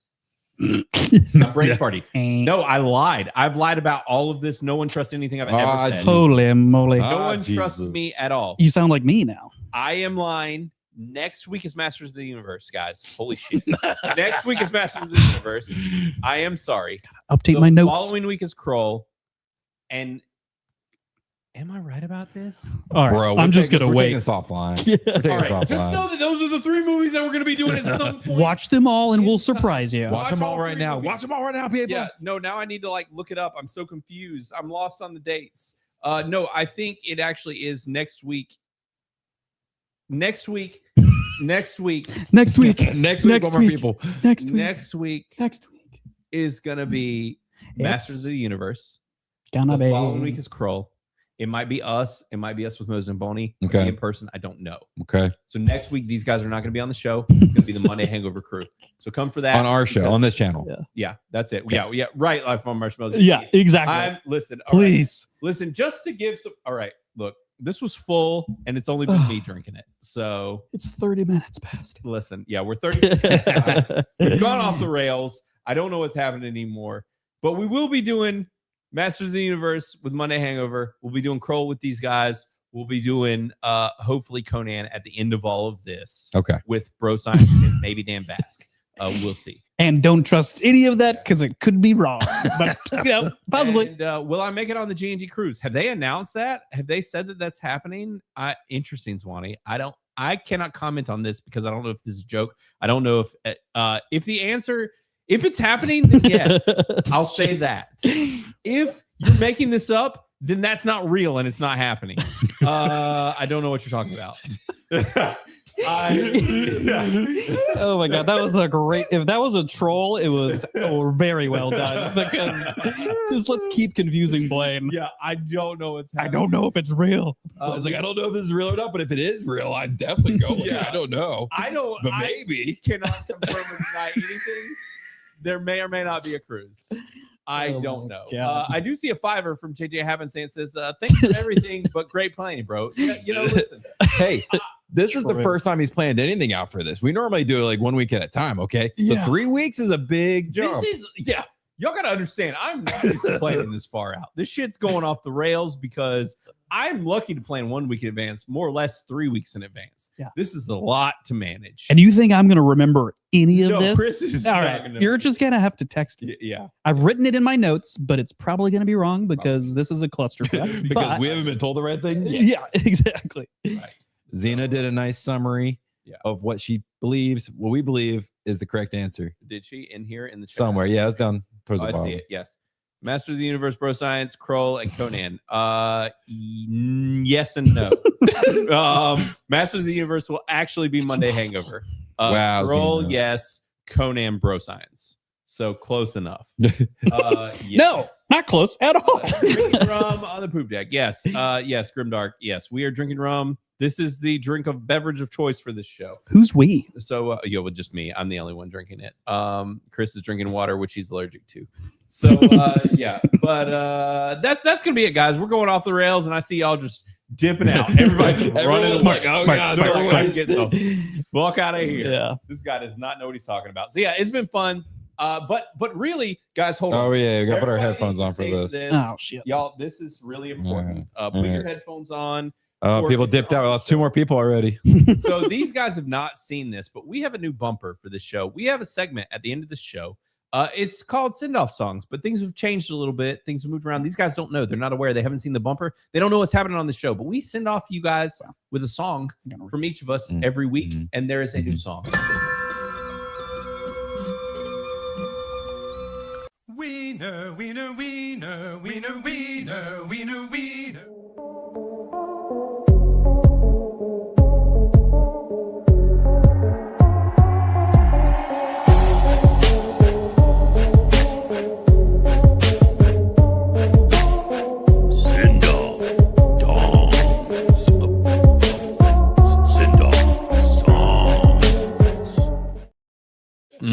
There it is. There it is. Yeah, this is our send-off dongs. Send-off dongs. So for y'all that don't know, we do send-off songs. We do them every week. My wife was in the chat and said it's time for send-off dongs in the chat to everyone.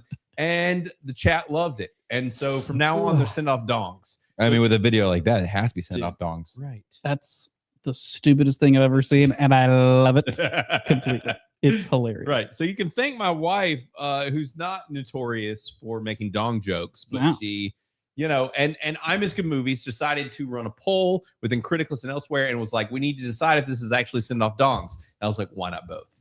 And so we have our new segment, Send Off Dongs songs. Just a couple of dongs giving you songs. That's all there is to it. That's good. So Chris, guys, what have you been listening to? What music? What should everyone be listening to right now? Matt, Chris? I'll go first since I'm the farthest away from Blaine again. Right. So I've been listening to Medusa by Cameron Whitcomb. Okay. Cameron. And I suggested one of his other songs like a couple weeks ago, and I'm diving into more of his music. And it's just it's a chill. I don't even know what genre. It's like kind of country. I would call it like indie country, I guess. Right. I'm not exactly sure because it's not like country, but it is country. Right. So I don't know. It's chill. Chris, you'd really like it, I think. Oh yeah, I think so. Because I'm not the biggest country fan, though. I but have it's warmed kind up of to more a like lot. you like that's the thing though. It's more like I'm not a big country fan. Yeah. So That I think probably you'd will like it. And that's Medusa. Medusa. Cameron Whitcomb. Nice. Gotcha. Produced by Cameron Whitcomb. What do you got, Chris? And also, I do want to say really quickly, I don't know if it's one of you guys in the chat, but somebody just placed a big order for merch, and we appreciate it. Oh, shoot. I have seen it. I will be shipping it out myself, and I will, I might or might not package it with a photo of my dog's butthole. Just as a thank you. We've been a little putting bonus things in packages. I sent, I don't see him in the chat because I don't know where he's been. Jake Stanley. I sent him a picture. He's got a picture, an autographed picture of me flipping him the bird. So, wow, that's real special. I've been sending. That's worth something. I sent cats with testicles in one package. I've been sending weird things. You sent a cat? Xerox cop of like your butt. You're right. A Xerox of my butt. No, I had little cats with buttholes and balls. I put those in some packages a little while back. I'll see what I can put in. If it was one of you guys, I'll see what I can fit in the package. Yeah, you will. But thanks. If that was one of you guys, we appreciate it. And actually, there were 2 orders placed. Oh, snap. So interesting. Yeah. Tonight. Maybe some. Yeah, we have a shot. Criticless shop.criticless.com. Shop.criticless.com. Yeah. Go to that. Check that out. We got great merch, and I ship it myself. I'll put some cool shit in there. So, anyways, guys, send off songs. So, Matt, you went. Chris, what you got? I have a song by Future Book called Daphne Deer.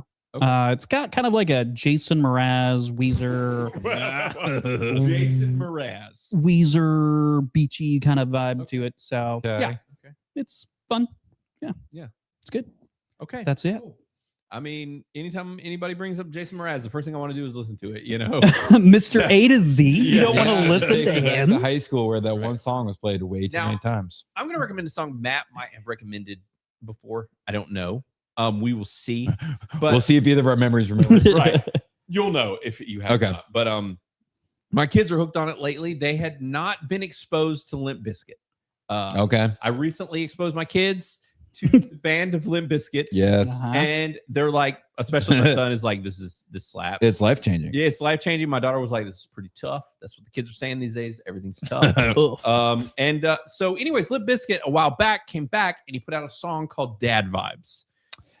Did you recommend this? I think you've actually recommended this a long time ago, or maybe I did then. Maybe you did, because I did that and I did Turn It Up, bitch. Right. So a while back, Limp Bizkit came back. He put out a song called Dad Vibes.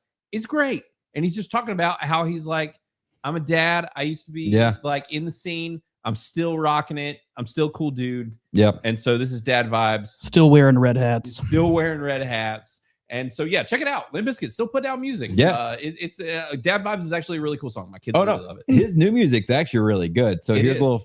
It might be better than the old shit. This is like a failed / good parenting thing. Right. But so the song Turn It Up, bitch. He literally is like, turn it up, bitch. And my son loves it, my 4-year-old. And literally the chorus is turn it up, bitch. Right. And I tried to be like, no, you can't listen to that song. He'd be like, Dad, I want to hear turn it up. Right. No, bitch. Dad, turn it up. And this is the reason I had to have the discussion with him, being like, hey, there are words you can't say. Right. Because he was like, he did at the very end, he's like, turn it up, bitch. And Riggs did that. And he was just like, yeah, turn it up, bitch. And I was like, son, that's one of the ones. There are words you cannot say. You may hear said words from time to time. Yeah. One of them. Don't say bitch. Yeah. Look, he's gonna take that as a challenge. He's right. Like, you mean I can't? No. Watch this. There are no bitch. No, he's been great about it. Right. As far as I know, he has not said that. That's better than my son. When he's told he can't say a word, that's the first word he says when he's not around. That's like one of my first memories. Right. Was in church, like childcare. Right. I was 3, 4, I don't know. Some little girl was like, you can't raise your middle finger. And I was like, oh yeah, watch this. And then the teacher came over and I started crying, of course. But it's a challenge. I did want to bring up, I saw a real life celebrity in the chat. It's questionably the heterosexual movie reviewing class. You know, it's debatable. Yeah. You know, debatable. I will send off. You haven't seen our send off dongs. I'll actually end the song in this stream with our send off dongs. There you go. Then you can decide how questionably straight or not this show is. But we'll send you swinging into the night. Right. But what I will do, I'm going to we're going to send you guys over to Sevi's streaming right now. I'm going to send you all over to her stream. I think she's going to be taking a bullet for us and not doing her stream next week when she comes on. So I'm going to send you all over to her stream. Tell her, hey, tell her it's a Criticless raid, and tell her we said what up because she's great. And Locals 5 is a stupid name. I love X-Wing that they're even here to troll you when you just show up out of nowhere. So yeah, we're going to end this with our send-off dongs. And guys, this has been a great show. We talked about a ton of shit. We went way over time, but it's been fun. We're going to bail out of here. Everybody, thanks to all the lingers, the lurkers, everybody in the chat, and love it. Next week, like I said, Masters of the Universe, Monday Hangover Crew, and X-Wing. Several weeks from now, we need to try and see a yeah. There's more planning with Blaine. Right. Excellent. We're gonna have a Criticless cast show with the Bro Science guys. Yeah, so weeks from now, time. What is it? I don't know. Month, there's years. Questions, but we're gonna have a Bro Science Criticless cast. We're gonna review. What did I say? We're gonna review everything. You said everything. Oh, is that Masters Conan, of the Universe? Masters of the Universe, Conan. Conan. I like how you call it Conan. It's Conan. Conan or Conan? I don't know. Destroyer. Don't ask me. The X-Wing's gonna be there. So yeah, Bro Science episode of Criticless Cast. We need to try and get Dan on. Conan's his favorite movie. That's why I want to do that one. Let's see if we can get Dan on. That was my thing. So I got to talk to you guys. But Bro Science in like 3 weeks or so. It'll be right before Orlando and MegaCon. Yeah. So anyways, everybody, this has been it. X-Wing, make sure to stand around for the send-off dongs. And then y'all tell Sevi I said what up. And anyways, it's been real. It's been fun. Everybody take it easy. Later. Ciao. Peace.